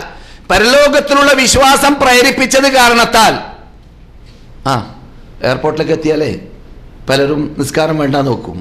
എന്തേ? ഈ ഫിറ്റ് പാൻ്റൊക്കെ ഇട്ട മനുഷ്യന്മാരുടെ, ഈ ടിപ്പ് ടോപ്പിലുള്ള മനുഷ്യന്മാരുടെ, ഈ പുരോഗതി പ്രാപിച്ചവരാണെന്ന് ഗണിക്കുന്ന മനുഷ്യന്മാരുടെ മുമ്പിൽ വെച്ചിട്ട് ഞാൻ ഒരു മുത്തവ്വ ആയിട്ട് മാറാണോ? ഈ മുത്തവ്വ എന്ന് പറഞ്ഞാൽ അറബിയിലേക്ക് വന്ന ശേഷം ചീത്ത വാക്കാണെന്ന് ജനങ്ങൾ മനസ്സിലാക്കി വെച്ചത്. മുത്തവ്വ ആയി മാറാനോണ് ആണോന്ന് ഞാൻ കഴിഞ്ഞ ഉച്ചക്കത്തെ ക്ലാസ്സിൽ പറഞ്ഞില്ലേ. ഏത് വല്ല അജിമാരുടെ മക്കൾ പള്ളിയിലേക്ക് പോകാൻ ആരംഭിച്ചാൽ ജനങ്ങൾ തെറ്റിദ്ധരിക്കും അയാൾക്ക് എന്തോ മാനസിക രോഗമുണ്ട്, പള്ളിയിലേക്ക് പോകുന്ന കണ്ടാൽ എന്ന ശൈലിയാണ് ഇപ്പോൾ അങ്ങനെ തന്നെയാണ് ബഹുഭൂരിപക്ഷത്തിന്റെ സ്ഥിതി. ലോകത്തിൽ എവിടെ നോക്കിയാൽ, നിങ്ങളിവിടെ സൗദി അറേബ്യയിൽ ജീവിക്കുന്നത് കൊണ്ടും ചിലപ്പോൾ കേരളത്തിലും പള്ളികളൊക്കെ ഫുള്ളായിരിക്കും. അതേ സമയത്ത് പള്ളിയിലേക്ക് ആൾക്കാർ എത്താതെ, ഉദാഹരണം ഞാൻ പറയാം, അസ്ഹർ സർവകലാശാലയിലേക്ക് ഞാൻ ചെന്നു. ഞാൻ താഴ്ത്തി പറയല്ല, എൻ്റെ അറിവിൽ അന്ന് ചെന്ന സംഭവം 30 കൊല്ലം മുമ്പാണ്. അന്ന് എൻ്റെ അറിവിൽ 17,000 വിദ്യാർത്ഥികളുടെ കെട്ടിടമാണ് ആ സർവകലാശാലയുടെ ബാക്കിലുള്ളത്. 17,000. എത്ര? അസ്ഹർ സർവകലാശാലയിൽ പഠിക്കുന്ന അന്നത്തെ വിദ്യാർത്ഥികളുടെ എണ്ണം 40,000 ആയിരുന്നു അന്ന്. 30 കൊല്ലം മുമ്പത്തെ കാര്യം. അങ്ങനെ ഈ അസ്ഹർ എന്ന് പറഞ്ഞാൽ യഥാർത്ഥത്തിൽ ജാമിഉൽ അസ്ഹർ എന്ന ഒരു ജുമാ മസ്ജിദിൽ നിന്നിട്ടാണല്ലോ ആരംഭിക്കുന്നത് അല്ലേ? ഈ ജുമാ മസ്ജിദ് ആരുടെ കാലഘട്ടത്തിൽ ഉണ്ടായത്? ഫാത്തിമീസം അഥവാ ഷിയായിസം ഭരിച്ച കാലഘട്ടത്തിലാണ് ഉണ്ടായത്. അവരാണ് അത് ഉണ്ടാക്കിയത്. ആ പ്രശ്നമല്ല. ഏതായാലും അവർ പള്ളി ആര് കെട്ടിയാലും നമുക്ക് നിസ്കരിക്കാം, അതിൽ പ്രതിഷേധമൊന്നും വേണ്ട. അങ്ങനെ ആ പള്ളിയിലേക്ക് ഞാൻ ചെന്നപ്പോൾ എനിക്ക് തോന്നി ഹൃദയത്തിൽ, ഇപ്പോൾ പള്ളി ഫുള്ളായിരിക്കും, അല്പം എത്താൻ താമസിച്ചു പോയാൽ പള്ളിയിൽ സ്ഥലം കിട്ടുകയില്ല എന്നാണ് ഞാൻ മനസ്സിലാക്കുന്നത്. കാരണം 17,000 വിദ്യാർത്ഥികൾ തന്നെ ഉണ്ടല്ലോ.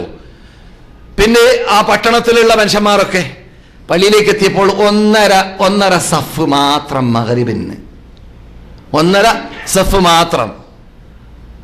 അപ്പോൾ കൂട്ടുകാരൻ ഒരു മലയാളി എൻ്റെ കൂടെ ഉണ്ടായിരുന്നു. അസ്ഹർ സർവകലാശാലയിൽ പഠിക്കുന്ന വ്യക്തിയാണ്. നൂറുദ്ദീൻ എന്നാണ് അദ്ദേഹത്തിന്റെ പേര്. ജീവിച്ചിരിപ്പുണ്ടോ ഇല്ലേ എവിടെയാണ് ഒന്നും അറിയില്ല, പഴയ കാലഘട്ടത്തിലാണ് സംഭവിച്ചത്. അദ്ദേഹത്തോട് ഞാൻ പറഞ്ഞു, എന്തേ കുട്ടികളൊക്കെ എവിടെയെന്ന്? അവരവരുടെ റൂമിലാണ്. ചിലർ കോളേജിലാണ്, ചിലർ റൂമിലാണ്. പള്ളിയിലേക്കോ അതത്ര നിർബന്ധമുള്ള കാര്യമല്ല എന്നാണ് അവരുടെ നിഗമനം. ആ നിഗമനം കേരളത്തിൽ ഞാൻ മുസ്ലിയാരായിട്ട് ജീവിച്ചിരുന്ന കാലഘട്ടത്തിൽ മുസ്ലിയാമാർക്കുമുണ്ട്, പള്ളിയിൽ താമസിക്കുന്നവർക്കുമുണ്ട്. അതുകൊണ്ട് ഷാഫി മദ്ഹബിന് കുറ്റം പറയുകയും ചെയ്യും. ഷാഫി മദ്ഹബിന് ഉത്തരവാദിയല്ല. എന്താണ്? ഷാഫി മദ്ഹബിൽ ജമാഅത്തായിട്ട് നമസ്കരിക്കണമെന്നില്ല, ഒറ്റക്ക് നിസ്കരിച്ചാലും മതി എന്നൊക്കെ പല ഉരുട്ട് മസലയും പറഞ്ഞു നടക്കും. ഒരിക്കലുമല്ല. ഷാഫി ഇമാമിന്റെ ജീവിതത്തിൽ ജമാഅത്ത് ഒഴിവാക്കിയിട്ടുമില്ല, ഇസ്ലാം നൽകിയതായ ഒഴിവിലൂടെ അല്ലാതെ. മനസ്സിലായില്ലേ? റഹ്മത്തുള്ളാഹി അലൈഹി വെറുതെ മദ്ഹബിനെ കുറ്റം പറയാൻ. അവൻ ചെയ്യുന്ന തെറ്റുകൾ ജനങ്ങളുടെ മുമ്പിൽ അംഗീകരിച്ചു കൊടുക്കാൻ വേണ്ടി. അതുകൊണ്ട് തന്നെ ചില പള്ളികളിൽ ഖാദിമാർ വരുമ്പോൾ, ഖാദിമാറോ സംസ്കരിക്കാൻ വരുന്ന ആള് ഖാദിയാവൂല, പിന്നെയോ അയാൾ 7 മണിക്കാണ് ഉദിച്ചില്ല എന്നുള്ള സമയത്താണ് അദ്ദേഹം വരിക. കുട്ടികള് കല്ലെറിഞ്ഞുകൊണ്ട് കളിച്ചുകൊണ്ട് നിസ്കരിക്കാൻ വേണ്ടി വരുന്നവരുണ്ടായിരിക്കും. ഉമ്മമാര് ഉണർത്തിയിട്ട് അവരെത്തലപ്പോഴാണ് 7 മണി 6:30 മണി, ഒരു ഉദിച്ചില്ല എന്നുള്ള സമയത്താണ്. അവരുടെ ഇമാമായിട്ടാണ് ഖാദി നിസ്കരിക്കുന്നത് ഞാൻ പലപ്പോഴും കാണാറുള്ളത്. മനസ്സിലായില്ലേ? എല്ലാരെ കുറിച്ചല്ല, അങ്ങനെയുള്ള സ്ഥലങ്ങളുമുണ്ട്. എന്തേ പ്രശ്നം? ജനങ്ങൾക്ക് അങ്ങനെയാ ബോധ്യപ്പെടുത്തി കൊടുത്തത്. എന്ത്? ജമാഅത്ത് നിസ്കരിച്ചാൽ നല്ലത്, എന്നാൽ അത് നിർബന്ധമോ അല്ലെങ്കിൽ ഒരു അതിനായി കച്ചകെട്ടി ഒരുങ്ങേണ്ടതോ അതൊന്നും ആവശ്യമില്ല എന്നുള്ള തോന്നിപ്പിക്കലാണ്. അതല്ല വേണ്ടത്. പഠിപ്പിച്ചു കൊടുക്കുന്ന വേളയിൽ പണ്ഡിതന്മാരുടെ ബാധ്യത യഥാർത്ഥത്തിൽ ഉണ്ടാവേണ്ടത്. അസർ ആവട്ടെ, ലോകത്ത് എവിടെയാണെങ്കിലും ഇപ്പോൾ കുറെ വ്യത്യാസമുണ്ടെന്നാ കേൾക്കുന്നത്. അസർ ആണെങ്കിലും ഏതായാലും നമ്മുടെയൊക്കെ തകരാറ്, മുസ്ലിം ലോകത്തിന്റെ തകരാറ് കഴിഞ്ഞ ഉച്ചക്കത്തെ ക്ലാസ്സിൽ പറഞ്ഞ നാം തൗഹീദ് ഉൾക്കൊണ്ടതുപോലെ, ബഹുഭൂരിപക്ഷം തൗഹീദ് ഉൾക്കൊള്ളേണ്ടതുപോലെ ഉൾക്കൊണ്ടിട്ടില്ല. പരലോക മോക്ഷത്തിന് വേണ്ടി ജീവിച്ചിട്ടില്ല എന്നതാണ്. പരലോക മോക്ഷത്തിന് വേണ്ടി ജീവിക്കുന്നവര് ഇഹലോക ജീവിതവുമായിട്ട് ഹൃദയത്തിലേക്ക് കടത്തിക്കൊണ്ട് ജീവിക്കൂല. ഹൃദയത്തിന് പുറത്താണ് ഇഹലോകം, പരലോകം ഹൃദയത്തിന്റെ അകത്തും. അങ്ങനെയാണ് പണ്ടുള്ളവർ ജീവിച്ചിട്ടുള്ളത്. അങ്ങനെ ജീവിച്ചത് കൊണ്ട് തന്നെ റസൂലുള്ളാഹി സ്വല്ലല്ലാഹു അലൈഹി വസല്ലം അവരുടെ വിരിപ്പിൽ ആ മേഞ്ഞതായ പായയുടെ മീതെ കിടന്നതായ സന്ദർഭത്തിൽ ഉമറുൽ ഖത്താബ് കയറി ചെന്നപ്പോൾ മഹാനായ റസൂല് ഇരുന്നപ്പോൾ ആ പായയുടെ അടയാളം പായ ഇങ്ങനെ നെയ്യുന്ന നെയ്യുന്ന കോലം അറിയുമല്ലോ നിങ്ങൾക്ക്, എന്ത് ഈത്തപ്പഴത്തിന്റെ ഓല കൊണ്ടല്ലേ, ആ അടയാളം ഇങ്ങനെ ശരീരത്തിൽ കണ്ടു. നബിയുടെ ശരീരമാണെങ്കിൽ വളരെ മാർദ്ദവമുള്ള ഭംഗിയുള്ള ശരീരമാണ്. അതിലിങ്ങനെ കണ്ടപ്പോൾ റസൂലേ, നിങ്ങൾ ഇങ്ങനെയോ, നിങ്ങൾക്കൊരു നല്ലൊരു വിരിപ്പൊക്കെ ഉണ്ടാവലും നല്ലൊരു ബെഡ്റൂം ഉണ്ടാവലൊക്കെ ആവശ്യമല്ലേ എന്ന് പറയും പോലെ. അപ്പോൾ എന്തേ ഉമറെ, വല്ല സംശയം വന്നു പോയോ നിങ്ങൾക്ക് എന്ന് ആക്ഷേപിച്ച രൂപത്തിൽ റസൂലുള്ളാഹി സ്വല്ലല്ലാഹു അലൈഹി വസല്ലം സംസാരിച്ചു. അപ്പോൾ പറഞ്ഞു, അല്ല അവർക്കൊക്കെ എത്ര വലിയ ആർക്ക് റോമൻ പേർഷ്യൻ ചക്രവർത്തിമാർക്കും നേതാക്കൾക്കും അവർക്കൊക്കെ നല്ല നല്ല കെട്ടിടങ്ങളും നല്ല നല്ല പാലസുകളും എല്ലാം ഉള്ളതല്ലേ, അതുപോലെ നിങ്ങളും ഒരു നേതാവല്ലേ, നിങ്ങൾക്കും വേണ്ടതല്ലേ എന്ന ശൈലിയിൽ. അപ്പോൾ റസൂലുള്ളാഹി സ്വല്ലല്ലാഹു അലൈഹി വസല്ലം പറയുന്നു, അവർക്ക് പരലോകമില്ല, അവർക്ക് ഇഹലോകം മാത്രമാണ്. നമുക്ക് റബ്ബ് പരലോകം തരാൻ ഏറ്റെടുത്തിട്ടുണ്ട്. അതുകൊണ്ട് നാം പരലോകത്തിന് ജീവിക്കുമ്പോൾ നമുക്ക് ഈ ലോകത്തിലുള്ളതായ സുഖങ്ങളെ കുറിച്ചോ ആഡംബരങ്ങളെ കുറിച്ചോ ശ്രദ്ധിക്കാൻ ടൈം ഉണ്ടാവുകയില്ല, സമയം ഉണ്ടാവുകയില്ല. ഇത് ഉൾക്കൊണ്ടതായ ഉമർ അവരുടെ ജീവിതത്തിൽ ബെഡ്റൂം ഉണ്ടായിട്ടില്ല എന്നതാണ്, ബെഡ്റൂം ഉണ്ടാവാറില്ല എന്നതാണ്. എവിടെയും കിടന്നുറങ്ങും, എവിടെ ഉറക്കു വരുന്നു അവിടെ ഉറങ്ങും എന്നുള്ളതാണ് പറഞ്ഞു വരുന്നത്. പരലോകത്തെ കുറിച്ച് പഠിക്കേണ്ടതുപോലെ പഠിച്ച്, ചിന്തിക്കേണ്ടതുപോലെ ചിന്തിച്ച്, വിശ്വസിക്കേണ്ടതുപോലെ വിശ്വസിച്ച് കഴിഞ്ഞതായ ഒരു മുസ്ലിമിന് ഇവിടെ ജീവിക്കുന്ന വേളയിൽ ഈ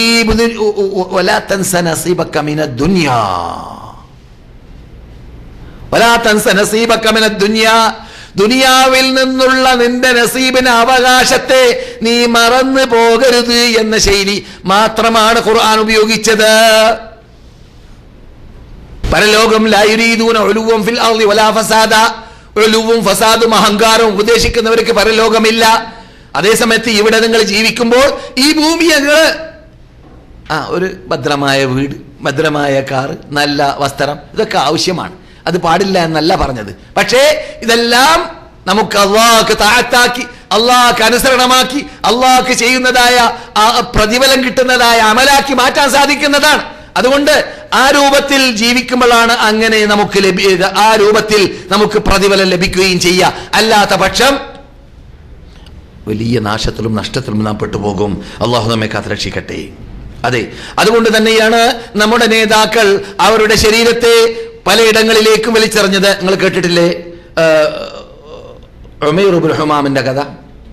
ഉമൈർ ഇബ്നു ഹുമാം ഓർക്കുന്നുണ്ടോ? ഉമൈർ ഇബ്നു ഹുമാം ആരാണത്? ബദറിൽ റസൂലുള്ളാഹി സ്വല്ലല്ലാഹു അലൈഹി വസല്ലം യുദ്ധത്തിലേക്ക് ജനങ്ങളെ പ്രേരിപ്പിച്ചു കൊണ്ടിരിക്കുന്നു.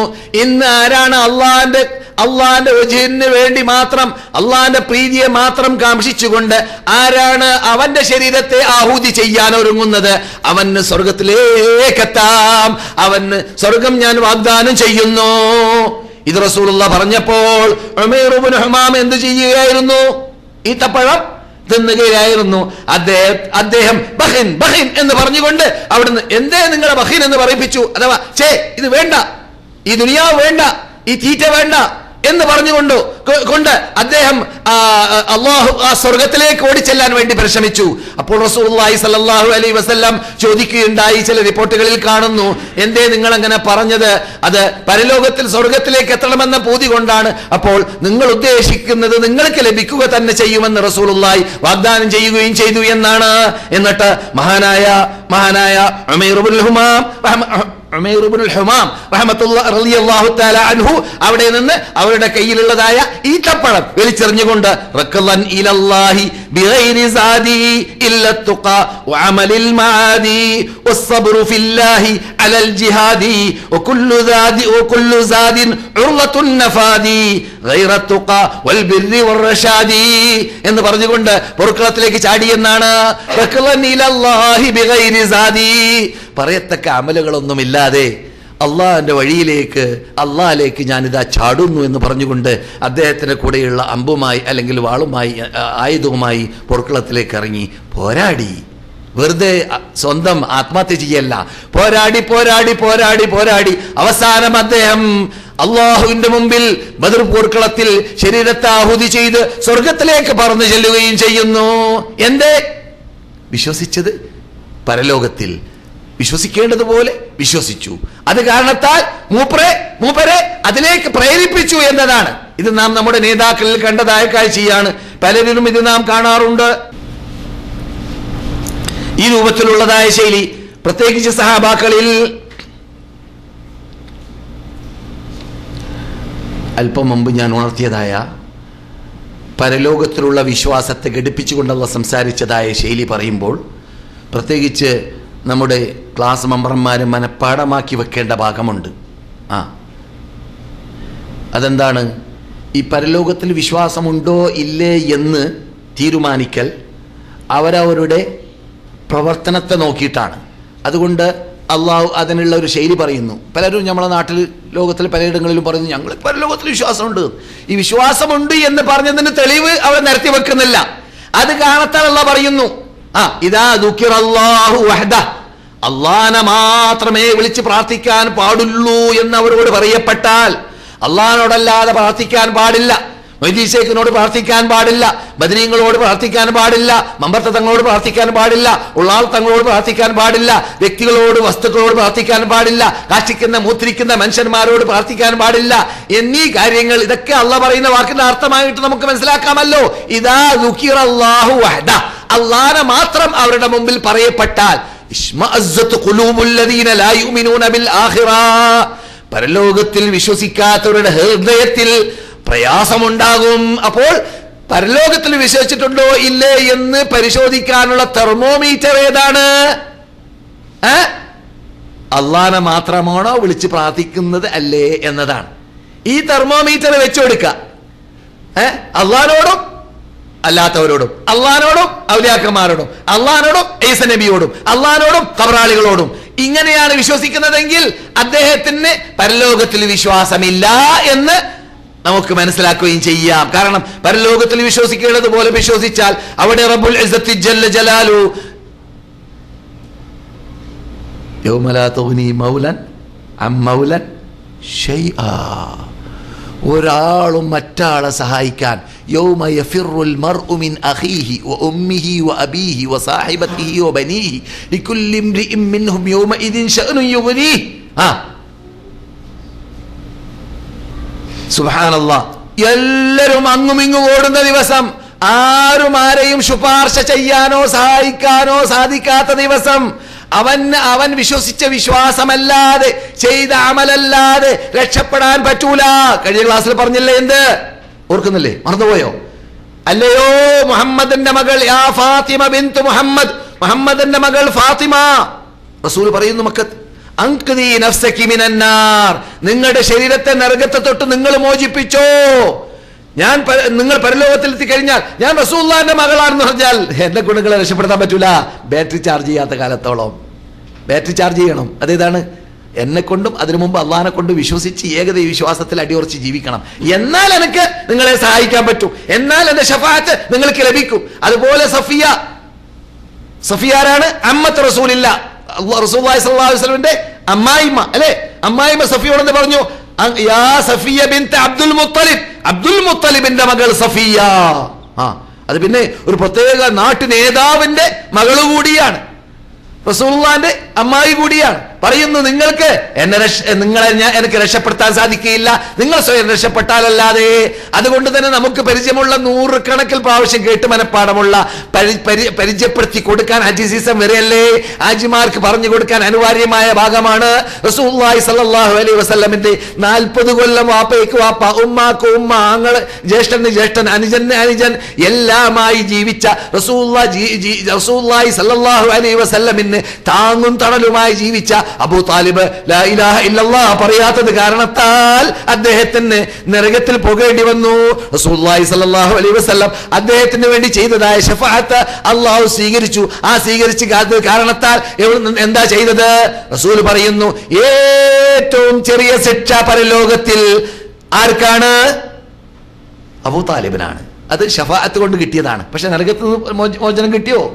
നരകത്തിന് മോചനം കിട്ടിയോ? ഇല്ല. മലയാളികൾക്ക് പെട്ടെന്ന് അറിയും, കടൽ കണ്ട് പരിചയമുള്ള ആളല്ലേ, കടൽ കണ്ട് പരിചയമുള്ള ആളല്ലേ. ലഹ്ലാ എന്ന് പറഞ്ഞാൽ എന്താണ്? കടലിലെ തിരമാലകൾ ഇങ്ങനെ വന്ന് ശക്തിയിൽ വന്ന് വീണ്ടും മടങ്ങി പോകുമ്പോൾ ഉണ്ടാകുന്ന ഇതുണ്ടല്ലോ രംഗം, അതാണ് ലഹ്ലാ. ലഹ്ലായിലാണ്, നരകത്തിന്റെ ലഹ്ലായിലാണ് ആര്? ചെരുപ്പ് കൊടുക്കും തീയാലുള്ള തലച്ചോറ് തളക്കുകയും ചെയ്യും. നബിയുനാ മുഹമ്മദുർ റസൂലുള്ളാഹി. രക്ഷപ്പെട്ടോളീൻ. പരലോക വിശ്വാസം ഒരാളിൽ ഉണ്ട് എന്നതിനുള്ള തെളിവ് അദ്ദേഹം അല്ലാഹുവോടല്ലാതെ പ്രാർത്ഥിക്കുകയില്ല എന്നതാണ്. ഇപ്പോൾ മനസ്സിലായോ? പച്ച മലയാളത്തിൽ പറഞ്ഞത്. ഇത് നമ്മുടെ മുമ്പിൽ ഉണ്ടാവണം. അപ്പോൾ ഹജ്ജിന് വേണ്ടി വരുമ്പോൾ ഇതാ ഹജ്ജ് നമ്മുടെ മുമ്പിലാണ്, നാം ഹജ്ജിന്റെ വാതിക്കലിലാണ്. ഹാജിമാർ വരാൻ ഒരുങ്ങിക്കൊണ്ടിരിക്കുകയാണ്. ഹാജിമാർ എത്തിക്കഴിഞ്ഞാൽ അവർക്ക് നാം എത്തിച്ചു കൊടുക്കേണ്ടതായ ബാധ്യത അത് ഈ നാട്ടിൽ വന്നു പോകുമ്പോൾ ഓരോ മുസ്ലിമും ഉൾക്കൊണ്ടു പോകണമെന്ന് അള്ളാഹ്ക്ക് നിർബന്ധമുണ്ടായ തൗഹീദ്, അത് വിട്ടുപോകരുത്. ഈ തൗഹീദ്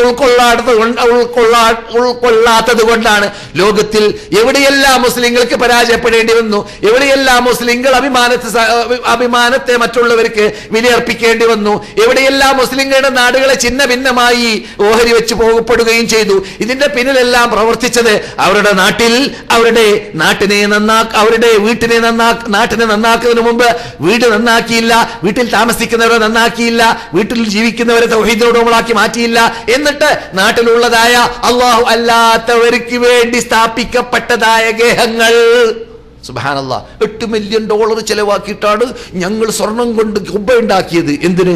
സിത്തി സൈനബിന്റെ ഖബറിന്റെ മീതെ.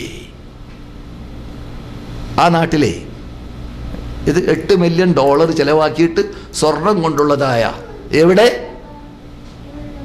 ഐതിഹ്യമോ അല്ല, അവിടെ സൈനബ് ഉണ്ട്, നമുക്കറിയില്ല. റസൂലുള്ളാഹിന്റെ മകൾ സൈനബ് ഒന്നല്ല, ഏതോ ഒരു പേരക്കുട്ടി സൈനബിന്റെ പേരും പറഞ്ഞിട്ട് അവിടെ എന്തുണ്ട്? പൂജ നടക്കുന്നുണ്ട്. പൂജ, ശരിക്കും പൂജ കണ്ട ആളാണ് ഞാൻ. പൂജയാണ്, സിയാറത്തൊന്നുമല്ല. പ്രശ്നപരിഹാരത്തിന് വേണ്ടി അവിടെ ആൾക്കാർ ക്യൂ നിൽക്കുന്നു, റബ്ബിന്റെ അടുക്കലേക്കല്ല. ഇതൊക്കെ പറയുമ്പോൾ നിങ്ങൾക്ക് പ്രയാസമുണ്ടാവരുത്. അവർ അറബികളല്ലേ. ഞാൻ ആ നാട്ടുകാരുമായിട്ട് നാട്ടിലേക്ക് പോയപ്പോൾ, അതുപോലെ അറബ് രാഷ്ട്രത്തിൽ പലയിടങ്ങളിലേക്കും പോയപ്പോൾ അവരോട് ഏറ്റുമുട്ടേണ്ടി വന്നതായ രംഗം ഇതൊക്കെയാണ്. എന്ത്?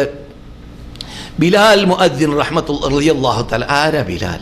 ബിലാൽ ഇബ്നു റബാഹ്, റസൂലുള്ളാഹിന്റെ വലതും ഇടന്നു നിന്നുകൊണ്ട് പോരാടി ജീവിച്ച മനുഷ്യൻ അല്ലേ. സ്വർഗ വാഗ്ദാനം ഭൂമിയിൽ നിന്നിട്ട് ലഭിച്ച മനുഷ്യൻ ബിലാൽ. ബിലാൽ എന്ന് പറയുമ്പോൾ മുസ്ലിം ലോകത്തിന് രോമാഞ്ചമുണ്ടാവേണ്ട വ്യക്തിയാണ്. അങ്ങനെയുള്ള മഹാവ്യക്തിത്വത്തിന് ആർക്കും പരിചയമില്ല. അദ്ദേഹത്തിന്റെ ഖബറിന് ആർക്കും പരിചയമില്ല. ഒരു സലാം പറയാൻ വേണ്ടി മാത്രം എന്നല്ലാതെ പൂജ നടത്താൻ വേണ്ടിയല്ല. അതേ സമയത്ത് അദ്വൈത സിദ്ധാന്തം പറയുന്നതായ ഇബ്നു അറബിയുടെ ഖബറിലേക്ക് ബസ്സുകൾ പോകുന്നുണ്ട്. ആ പോകുന്ന ബസ്സുകളുടെ മീതെ ഇബ്നു അറബിയുടെ പേര് എഴുതി വെച്ചിട്ടുമുണ്ട്. എവിടെ? സിറിയൻ നാട്ടിൽ ഡിമസ്കസിൽ ഞാൻ ജീവിച്ച കാലഘട്ടത്തിൽ അത്ഭുതപ്പെട്ടു. ഇതൊക്കെ സഹാബാക്കളുടെ ഖബറല്ലേ? അല്പം മുമ്പിലേക്ക് എത്തുമ്പോൾ മഖറുൽ അംബിയ എന്ന പേരിൽ നബിമാരുടെ ഖബറുകൾ എന്ന പേരിൽ കുറെ ഖബറുകളുമുണ്ട്. അതെല്ലാം ഞാൻ ഖബർ കെട്ടിപ്പൊക്കണമെന്ന തത്വമല്ല ഇസ്ലാം പറയുന്ന, പാടില്ല എന്നാണ്. അവരോട് കെട്ടിപ്പൊക്കാൻ വേണ്ടി പറയല്ല. പക്ഷെ അതൊക്കെ അവഗണിക്കപ്പെട്ടു. അത് അറിയുന്നവരില്ല, അത് പരിചയമില്ല അവർക്ക്. അതേ സമയത്ത് എവിടെയാ പരിചയം? ആരോടാ പരിചയം? 4 നൂറ്റാണ്ട് കഴിഞ്ഞ് 5-ാമത്തെ നൂറ്റാണ്ടിലേക്ക് എത്തിക്കഴിഞ്ഞ ശേഷം, റസൂൽ മരിച്ചിട്ട് 500 കൊല്ലം കഴിഞ്ഞ ശേഷം അള്ളാഹ് എല്ലാ സ്ഥലത്തുമുണ്ട്. ഞാൻ അള്ളാഹ്, നീ അള്ളാഹ്, അതല്ല ഇതല്ല എന്ന് പറയുന്നതായ അദ്വൈത സിദ്ധാന്തമാകുന്ന ആ ശങ്കരാചാര്യയുടെ ആ സിദ്ധാന്തവുമായി നടന്നതായ ഒരു മനുഷ്യന്റെ ഖബറിനെ പൂജ നടത്തുന്നു. ആര്? മുസ്ലിങ്ങൾ എന്ന് പറയുന്നവരിൽ 100-ൽ 70% പേരും. അള്ളാഹ്ക്ക് സഹിക്കാൻ പറ്റുമോ? അള്ളാഹുവിന്റെ ദേഷ്യം നമുക്ക് തോന്നാണ്, ഇത്ര കാലം അള്ളാഹ് സഹിച്ചല്ലോ, ഇത്ര എന്തോ ഒരു വലിയ ഹലീമാണ് റബ്ബ്, എന്തോ ഒരു വലിയ സബൂറാണ് റബ്ബ് എന്ന് നമുക്ക് ഈ അപകടം കേരളത്തിലുമുണ്ട്. പക്ഷേ കേരളത്തിൽ നന്മകൾ ധാരാളമുണ്ട്, തൗഹീദുള്ളവർ ധാരാളമുണ്ട്. അതുകൊണ്ട് കേരളത്തിൽ നടക്കുന്നതായ അനാചാരങ്ങൾ ഞാൻ അവഗണിച്ച് പറയല്ല. ധാരാളം ഒക്കിപ്പറയേണ്ടതായ അനാചാരങ്ങൾ ഇന്നുമുണ്ട്, കേരളത്തിലുമുണ്ട്, മൈസൂരിലുമുണ്ട്, മംഗലാപുരത്തിലുമുണ്ട്, എല്ലായിടങ്ങളിലുമുണ്ട്. എവിടെയാണെങ്കിലും വിരോധമില്ല. അള്ളാന്റെ ശൈലിയിൽ അള്ളാഹു ഒരു നാട് നോക്കിയിട്ടോ, ഒരു നാഷണാലിറ്റി നോക്കിയിട്ടോ, തോലിന്റെ വെളുപ്പമോ കറുപ്പോ നോക്കിയിട്ടോ അല്ല വിധി നൽകുന്നത്. അള്ളാന്റെ വിധി, ഇന്ന അക്രമക്കും ഇൻദല്ലാഹി അത്ഖാക്കും. നിങ്ങൾ എന്നിട്ട് അള്ളാനെ മാത്രം ഭയപ്പെട്ടുകൊണ്ട്, അള്ളാനെ മാത്രം പേടിച്ചുകൊണ്ട്, അള്ളാനെ മാത്രം വിളിച്ച് പ്രാർത്ഥിച്ചുകൊണ്ട്, അള്ളാന്റെ വിധിവിലക്കുകൾ ജീവിതത്തിൽ പകർത്തിയും കൊണ്ട് ജീവിക്കുന്നതായ മുത്തഖി ആരാണ്? അവനാണ് അള്ളാന്റെ അടുക്കൽ മാന്യൻ. അത് കറുത്താളാവട്ടെ, വെളുത്താളാവട്ടെ, മഞ്ഞാളാവട്ടെ, ഏത് കളറുള്ള ആളായിരുന്നാലും വിരോധമില്ല. നാഷണാലിറ്റിക്ക് ഒരു പ്രതിഫലവും അല്ലെങ്കിൽ ഒരു പ്രത്യേകതയും ഈ മതത്തിലില്ല. അതുകൊണ്ട് തന്നെ ഖുറൈശ് വംശത്തിൽ ജനിച്ചതായ അബൂ താലിബും അബൂ ലഹബും നരകത്തിലേക്ക് പോകുന്നു. ഗ്രാമീണരായ ആഫ്രിക്കൻ നാട്ടിൽ ജനിച്ചതായ മഹാനായ ബിലാലിനെ പോലത്തെ സ്വർഗത്തിലേക്ക് ചെല്ലുന്നു. വിശ്വാസമാണ് മാനദണ്ഡം, വിശ്വാസമാണ് മാനദണ്ഡം. അപ്പോൾ പരലോകത്തിൽ വിശ്വസിക്കേണ്ടതുപോലെ വിശ്വസിച്ചു കഴിഞ്ഞാൽ അവന്റെ ജീവിതം കുറിക്കുന്നതാണ്. അവൻ അള്ളാഹുലേക്ക്, പള്ളിയിലേക്ക്, ആരാധനയിലേക്ക്, റബ്ബിന് വേണ്ടി മാത്രം കേണപേക്ഷിച്ചുകൊണ്ട് ചെല്ലുക എന്ന പദ്ധതി അവനിലുണ്ടാകും. അല്ലാത്തവരോ നേരെ മറിച്ചും. അതുകൊണ്ട് തൗഹീദും ശിർക്കും നമുക്ക് ഒരു താരതമ്യേന പഠനം നടത്താൻ വേണ്ടി തീരുമാനിച്ചാൽ നോക്കേണ്ടത് ഈ ശൈലിയിലാണ്. ഒരാള് പരലോകത്തിൽ വിശ്വാസമുള്ള ആളാണെങ്കിൽ അദ്ദേഹം അള്ളാഹിനോട് മാത്രമേ പ്രാർത്ഥിക്കുകയുള്ളൂ. പരലോകത്തിൽ വിശ്വാസമില്ലേ, ആരോടും പ്രാർത്ഥിക്കാമെന്ന തത്വം പേറി നടക്കും. അള്ളാഹു അങ്ങനെയുള്ളവരെ ഹിദായത്തിലാക്കട്ടെ. തുടരാം നമുക്ക് വിഷയം. എന്താണ്? പരലോകത്തിനുള്ള വിശ്വാസമുള്ളതായ മനുഷ്യന്റെ രീതി ഭൂമിയിൽ മാറുന്നു. അവൻ പരലോകത്തിൽ വിശ്വസിച്ചത് കാരണത്താൽ എന്നത് പറഞ്ഞുകൊണ്ട് നാം അബ്ദുല്ലാഹി ഇബ്നു ഹുദാഫത്ത് സഹമിയുടെ ചരിത്രം പറഞ്ഞു, നാം ഉമൈർ ഇബ്നുൽ ഹുമാമിന്റെ ചരിത്രം പറഞ്ഞു, നാം അതിനു മുമ്പ് പാടാക്കി വെച്ചതായ ഇബ്രാഹിമിന്റെ കഥ നാം ഇവിടെ അല്ലെങ്കിൽ ചരിത്രം ഉണർത്തി. ഇതുപോലെ തന്നെയാണ് റസൂലുള്ളാഹി സ്വല്ലല്ലാഹു അലൈഹി വസല്ലമിന്റെ സാന്നിധ്യത്തിൽ ഉഹദ് പോർക്കളം മഹാപ്രയാസമുള്ള രംഗങ്ങൾ. ഇൻകശഫത്ത്, ജനങ്ങളെല്ലാം അങ്ങുമിങ്ങുമായി. ഉഹദ് പോർക്കളം സഹാബാക്കൾ റസൂലുള്ളാഹിന്റെ ബേക്കിൽ അണിനിരന്നവരിൽ നിന്നിട്ട് പലരും സ്ഥലം വിട്ടു. കാരണങ്ങൾ പലതും പറയുന്നുണ്ട്. കൂട്ടത്തിൽ ഒന്നാണ് അവിടെ കിംവദന്തി നടന്നു, റസൂലു മരിച്ചുപോയി. സൂറത്ത് ആല ഇമ്രാൻ പരിശോധിച്ചാൽ 100 ആയത്തിലൂടെ ചർച്ച ചെയ്യുന്നതായ സബ്ജക്റ്റാണ് എന്ത് മാറക്കത്ത് ഉഹദ് പോർക്കളത്തിനെ കുറിച്ച് പഠിക്കണമെങ്കിൽ സൂറത്ത് ആല ഇമ്രാൻ വായിക്കുക. സൂറത്ത് ആല ഇമ്രാനിൽ ധാരാളം ആയത്തുകൾ പല ശൈലിയിൽ റബ്ബ് സംസാരിക്കുന്നുണ്ട്. നല്ല സ്റ്റഡിയാണ് അവിടെ നൽകപ്പെട്ടത്. ആ സ്റ്റഡി 100 ആയത്തിലൂടെ പഠിക്കുന്ന സ്റ്റഡിയിലൂടെ റസൂലുള്ളാഹി പറഞ്ഞ ശൈലി നമുക്ക് മനസ്സിലാക്കാം. എന്ത്? ഉഹദ് പർവ്വതം യുഹിബ്ബുനാ വനുഹിബ്ബുഹു, നാം അതിനെ ഇഷ്ടപ്പെടുന്നു, അത് നമ്മെയും ഇഷ്ടപ്പെടുന്നു എന്ന് റസൂലുള്ളാഹി സല്ലല്ലാഹു അലൈഹി വസല്ലം. ഇഷ്ടപ്പെടാൻ മാത്രം പാഠം ആ ലോക നേതാക്കൾക്ക്, ലോക കമാൻഡർമാർക്ക്, ലോക പ്രബോധകന്മാർക്ക്, ലോക മുസ്ലിം പ്രവർത്തകന്മാർക്ക് ആ പോർക്കളം പഠിപ്പിക്കുന്നുണ്ട് എന്നതുകൊണ്ടാണ്. അതിൽപ്പെട്ടതാണ് റസൂലുള്ളാഹിന്റെ പരിസരത്ത് നിന്നിട്ട് ജനങ്ങളൊക്കെ പലരും തൽക്കാലം അല്പസമയത്തേക്ക് നബിയെ കൊല്ലപ്പെട്ടു എന്ന കിംവദന്തി കേട്ടപ്പോൾ അങ്ങുമിങ്ങും ഓടി. ചിലരൊക്കെ പർവ്വതത്തിന്റെ മീതെ കയറിക്കൂടി. എന്താ, ഉൾക്കൊള്ളാൻ പറ്റാത്തതാണ് അവർക്ക്. റസൂല് മരിക്കാനോ? റസൂല് മരിച്ചാൽ പിന്നെ നാം എന്ത് കാട്ടും? ഇനി നാം എങ്ങനെ യുദ്ധം ചെയ്യും എന്നൊക്കെ തോന്നാണ്. അത് റസൂലുള്ളാഹിന്റെ കൂടെ ജീവിക്കുന്നവർക്ക് അത് അനുഭവപ്പെടും. നമുക്ക് അത് കോലപ്പെടുത്താൻ പറ്റൂല വേണ്ടതുപോലെ. അങ്ങനെ കൊള്ളുന്ന പല സഹാബാക്കളും അവിടെ നിന്ന് സ്ഥലം വിട്ടതായ രംഗമുണ്ടായി. അതുകൊണ്ടാണ് അല്ലാഹു പറയാൻ കാരണം ഖുർആനിൽ വമാ മുഹമ്മദുൻ ഇല്ലാ റസൂലുൻ ഖദ് ഖലത് മിൻ ഖബ്ലിഹിർ റസുൽ അഫ ഇമ്മാത ഔ ഖുതില ഖലബ്തും അലാ ആഖാബികും വമൻ യൻഖലിബ് അലാ ആഖിബൈഹി ഫലൻ യദുറല്ലാഹ ശൈആ വസയജ്സില്ലാഹു ശാകിരീൻ. വമാ മുഹമ്മദുൻ ഇല്ലാ റസൂൽ, മുഹമ്മദ് മുമ്പ് വന്നതായ നബിമാരെ പോലോത്ത ഒരു നബിയാണ്. മുമ്പ് വന്ന നബിമാരൊക്കെ എവിടെ പോയി? മരിച്ചുപോയി. അപ്പോഴോ മുഹമ്മദോ മരിച്ചു പോകണം. മനസ്സിലല്ലേ? മുഹമ്മദ് മരിക്കേണ്ട ആളാണ്. മുഹമ്മദ് ഇവിടെ എന്നും നിത്യജീവിതത്തിന് വേണ്ടി വന്ന ആളല്ല. അവര് മരിച്ചാൽ ഔ ഖുതില, അല്ലെങ്കിൽ കൊല്ലപ്പെട്ടാൽ എന്താ രണ്ട് ശൈലി അല്ലാഹു പറയുന്നു. ആയത്തിറങ്ങുന്നത് കൊല്ലപ്പെട്ടു എന്ന കിംവദന്തി നടന്ന സമയത്താണ്. അതുകൊണ്ട് രണ്ട് ശൈലിയിൽ പറയുന്നത്. കാരണം യഥാർത്ഥത്തിൽ സംഭവിച്ചത് ആദ്യമല്ല പറഞ്ഞതാണ്. അതെന്താണ്? അഫ ഇമ്മാത എന്നതാണ് സംഭവിച്ചത്, കൊല്ലപ്പെട്ടിട്ടില്ല. അഥവാ കൊല്ലപ്പെടുകയോ മരിക്കുകയോ ചെയ്താൽ ഇൻഖലബ്തും അലാ ആഖാബികും, നിങ്ങൾ പിന്തിരിഞ്ഞോടുകയാണോ വേണ്ടത്? നിങ്ങൾ ആ റസൂല് കൊണ്ടുവന്ന മതത്തിൽ അടിയുറച്ച് നിന്നുകൊണ്ട് ആ മതത്തിന്റെ വേണ്ടി പോരാടാനും ആ മതം പ്രചരിപ്പിക്കാനും മുന്നോട്ട് വരെയല്ലേ വേണ്ടത്? നിങ്ങൾ എന്തിനു പിന്തിരിഞ്ഞു എന്ന് ആക്ഷേപിക്കും പോലെ. ആരെങ്കിലും ഈ മതത്തിൽ നിന്നിട്ട് പിന്തിരിഞ്ഞു പോവുകയാണെങ്കിൽ അള്ളാഹ്ക്കൊരു ദ്രോഹവുമില്ല അതിലൂടെ. പക്ഷേ അല്ലാഹു സുബ്ഹാനഹു വ തആല അങ്ങേയറ്റം റബ്ബിന് നന്ദി പ്രകടിപ്പിക്കുന്ന, റബ്ബിന്റെ കൽപ്പന അനുസരിച്ചുകൊണ്ട് പരലോകത്തിൽ വിശ്വസിച്ചുകൊണ്ട് ആ പോർക്കളത്തിലും അല്ലാത്ത സ്ഥലത്തും അള്ളാഹ്ക്ക് വേണ്ടി എത്തിക്കുന്നതായ ആ ശാകിരീങ്ങളെ അള്ളാഹു തക്കതായ പ്രതിഫലം നൽകിയും കൊണ്ട് ആദരിക്കും. അള്ളാഹു നമ്മെ എല്ലാവരെയും ആ ഇനത്തിൽ പെടുത്തുമാറാകട്ടെ.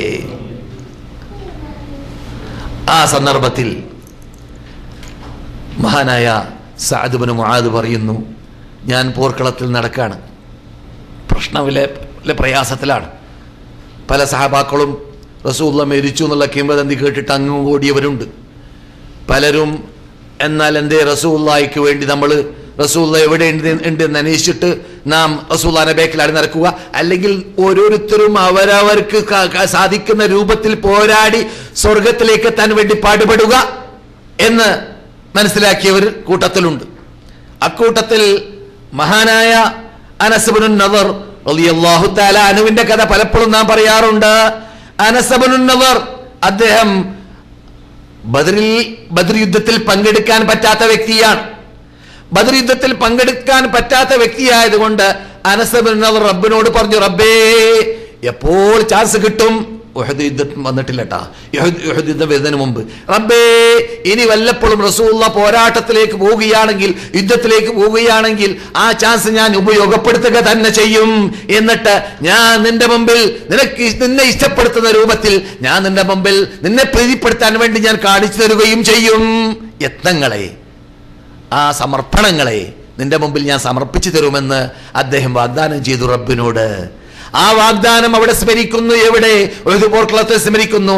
അദ്ദേഹം അവിടെ എന്തേ നിങ്ങൾ റസൂലുള്ളാഹി സ്വല്ലല്ലാഹു അലൈഹി വസല്ലമയെ വിട്ടൊഴിയുന്നു, എന്തേ നിങ്ങൾ സ്വർഗത്തിലേക്ക് ഓടുന്നില്ല, എന്തേ നിങ്ങൾ പോരാടുന്നില്ല, നിങ്ങൾക്ക് എന്ത് പറ്റി എന്ന് പറഞ്ഞുകൊണ്ട് അദ്ദേഹം വാളുമായി ഓടുന്ന ഓട്ടം ഞാൻ കണ്ടു.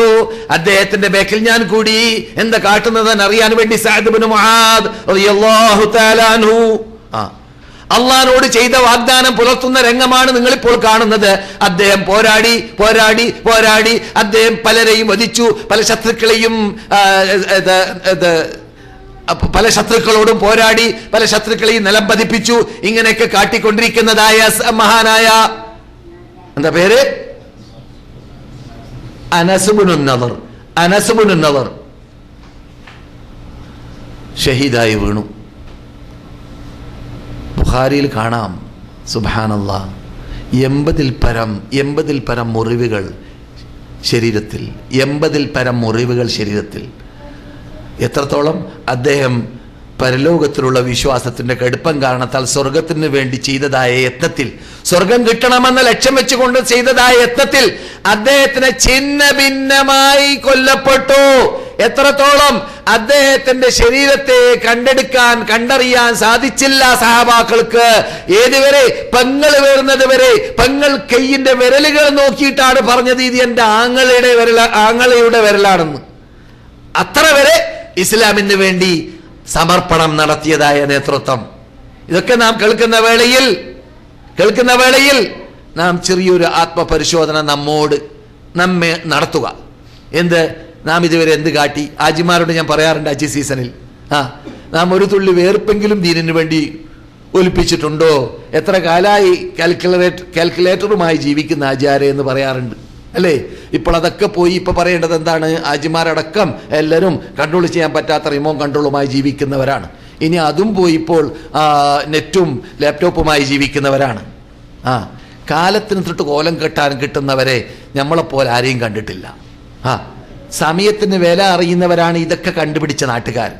അവര് നെറ്റ് ഉപയോഗിക്കേണ്ടത് എത്ര ടൈം, എത്ര മണിക്കൂർ, ആരൊക്കെ എവിടെയൊക്കെ തീരുമാനിച്ചിരിക്കുകയാണ്. അവരാണ് കണ്ടുപിടിച്ചവർ. എല്ലാ സമയവും നെറ്റുമായി നടക്കൂല, എല്ലാ സമയവും മൊബൈലുമായി നടക്കൂല.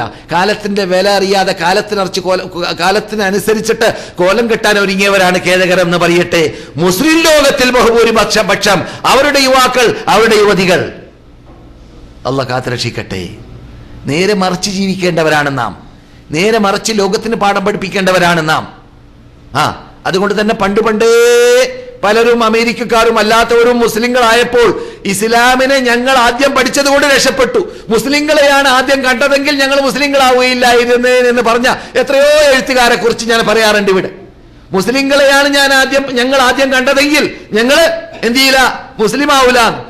ഇസ്ലാമിനെ പഠിച്ചതുകൊണ്ട് രക്ഷപ്പെട്ടു എന്ന് പറഞ്ഞവർ പലരുമുണ്ട്. പല എഴുത്തുകാരുണ്ട്, പല പാട്ടുകാരുമുണ്ട്.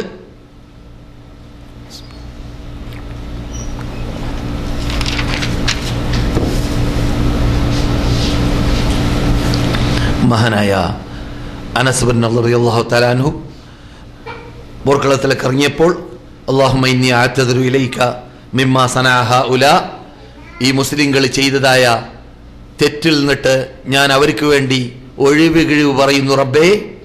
വഅബ്റു ഇലൈക മിമ്മാ ജാഅ ബിഹി ഹഉലാ, ഈ മക്കക്കാര് വന്നതായ ആ ക്രൂര കൃത്യം ചെയ്യാൻ വേണ്ടി വന്നതായ അവരുടെ ക്രൂര കൃത്യത്തിന് വേണ്ടി ഞാൻ അതിൽ യാതൊരു അവകാശിയല്ല, ഉത്തരവാദിയല്ല. അവരെ പിടിച്ചോ ശിക്ഷിച്ചോ എന്ന് പറഞ്ഞുകൊണ്ടാണ് അദ്ദേഹം സ്വർഗം. സുബ്ഹാനല്ലാഹ്, എന്താ വിശ്വാസം, പരലോകത്തുള്ള വിശ്വാസം. സാദ് ചോദിക്കുന്നു, എന്തിനാ അത്ര പ്രയാസപ്പെടുന്നത്? നിങ്ങൾ ക്ഷമിക്കൂ, നിങ്ങൾ ധൃതിപ്പെടേണ്ട എന്ന് പറയും പോലെ. അപ്പോൾ മറുപടി, നിങ്ങൾ എന്താ മനസ്സിലാക്കിയത്? ഈ ഉഹദ് പോർക്കളത്തിന്റെ ബേക്കിൽ നിന്നിട്ട് ഞാൻ സ്വർഗത്തെ ആസ്വദിക്കുകയാണ്, ആ വാസന ഞാൻ ശ്വസിക്കുകയാണ് എന്ന്. അത് പ്രത്യേക ശൈലിയാണ്, നമുക്ക് ഉൾക്കൊള്ളാൻ പറ്റൂല. പരലോകത്തുള്ള വിശ്വാസം കിട്ടി കയറിയപ്പോൾ സ്വർഗത്തിലേക്കുള്ളതായ ആഗ്രഹം ഹൃദയത്തിൽ കയറി വന്നപ്പോൾ സ്വർഗം ശ്വസിക്കുന്നു എന്നാണ് നമുക്ക് പറയുന്നത്. ബുഖാരിയിലാണ് സംഭവം, മനസ്സിലായില്ലേ? റഹ്മത്തുള്ളാഹി അലൈഹി റളിയല്ലാഹു തആല അൻഹും വറദു അൻഹു.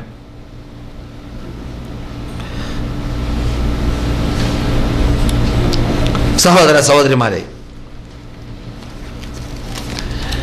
പരലോകത്തിൽ വിശ്വസിക്കാത്തവർ നമ്മുടെ പരലോകത്തിലുള്ള അല്ലെങ്കിൽ ഖിയാമത്ത് നാളിനുള്ള അടയാളങ്ങൾ എന്നതായ വിഷയമാണ് അടുത്ത ക്ലാസ്സുകളിൽ നാം കേൾക്കാൻ പോകുന്ന ഭാഗങ്ങൾ. അത് പഴയ കാലഘട്ടങ്ങളിൽ ഞാൻ നടത്തിയ ക്ലാസ്സുകൾ ആ വിഷയത്തിൽ നടന്നിട്ടുണ്ടെങ്കിലും പുതുതായിട്ട് അങ്ങനെയുള്ള വിഷയങ്ങളൊന്നും ഇറങ്ങിയിട്ടില്ല. അതുകൊണ്ട് ഖിയാമത്ത് നാളിന്റെ അലാമത്തുകളൊക്കെ എന്താണെന്ന് അറിയണം. നെറ്റിൽ കൂടിയല്ല എന്തെല്ലാം തോന്നിവാസങ്ങൾ വരുന്നുണ്ട്. ആ തോന്നിവാസങ്ങളൊക്കെ ഖിയാമത്ത് നാളിന്റെ അലാമത്തായിട്ട് നമുക്ക് മനസ്സിലാക്കാമോ? പലരും ഭൂമിയിൽ എന്തൊക്കെ കാണുന്നുണ്ട്. അപ്പോൾ പല ഹദീസിനെ വളച്ചൊടിച്ച് അർത്ഥം വെക്കുക. അപ്പോൾ എന്താ സംഭവിക്കുക? ആ സംഭവ വികാസങ്ങൾ കുറെ കാലം കഴിയുമ്പോൾ പഴകും. അതല്ലാത്ത അതിനേക്കാളും പ്രയാസപ്പെട്ട അപകടമുള്ള കാര്യങ്ങൾ വേറെ വരും. അപ്പോൾ ഈ ഹദീസിൽ ഉദ്ദേശിക്കുന്നത് ഇതായിരിക്കുമെന്ന് മാറ്റി പറയേണ്ടി വരും. മനസ്സിലായല്ലേ? അതിനേക്കാളും നല്ലത് എന്താണ്? ഹദീസിൽ ഉദ്ദേശിക്കുന്നത് എന്താണെന്ന് അല്ലാഹു അലം, നമുക്കറിയുകയില്ല. ആ കാലം ഇനി വരാൻ പോകുന്നതായിരിക്കാം, ഇതല്ല എന്ന് പറയുകയാണെങ്കിൽ രക്ഷപ്പെട്ടു. ഇനി നമ്മുടെ മുമ്പിൽ കാണുമ്പോഴെല്ലാം ഹദീസിൽ വന്നതാണ് ആ യുദ്ധം, ഹദീസിൽ വന്നതാണ് അവിടെ സംഭവിച്ചത് എന്ന് പറഞ്ഞാൽ അതിനേക്കാൾ വലിയ അപകടം പിന്നെ വരാണെങ്കിലോ മാറ്റി പറയേണ്ടി വരൂലേ? മതം മാറ്റാൻ പറ്റൂല, വാക്കുകൾ മാറ്റും, വാക്കുകൾ മാറ്റേണ്ടി വരികയും ചെയ്യും. അതുകൊണ്ട് അതിനേക്കാളും നല്ലത് നാം ഒരിക്കലും ആ രൂപത്തിൽ മനസ്സിലാക്കരുത്. പലരും ഈ ശാസ്ത്രീയമായിട്ട് ഖുർആൻ അർത്ഥം വെക്കാൻ പരിശ്രമിക്കുന്നവരുണ്ട്. എന്നിട്ടോ ശാസ്ത്രീയമായിട്ട്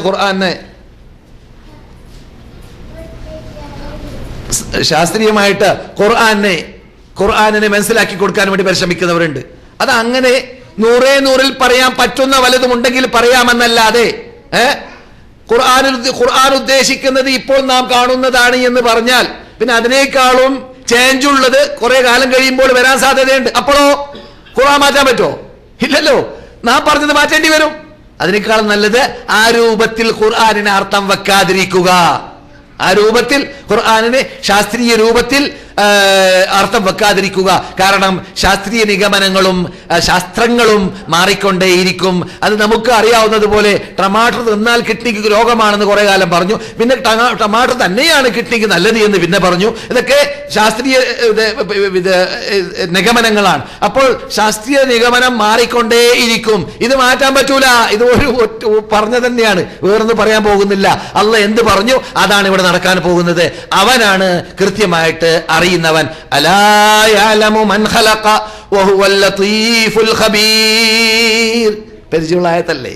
എല്ലാവർക്കും പരിചയമുണ്ടല്ലോ. ഏത് സൂറത്തിലാണ്? സൂറത്തുൽ മുൽക്ക് അല്ലേ?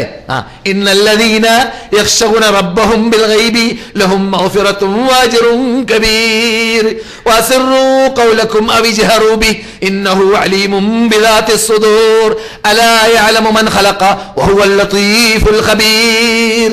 ഇന്നല്ലദീന യഖ്ശൗന റബ്ബഹും ബിൽ ഗൈബി, മറഞ്ഞ സന്ദർഭത്തിൽ, ആരെയും കാണാത്ത സന്ദർഭത്തിൽ, ആരും അവനെ കാണുന്നില്ല അല്ലാതെ ഒറ്റക്കിരിക്കുകയാണ്.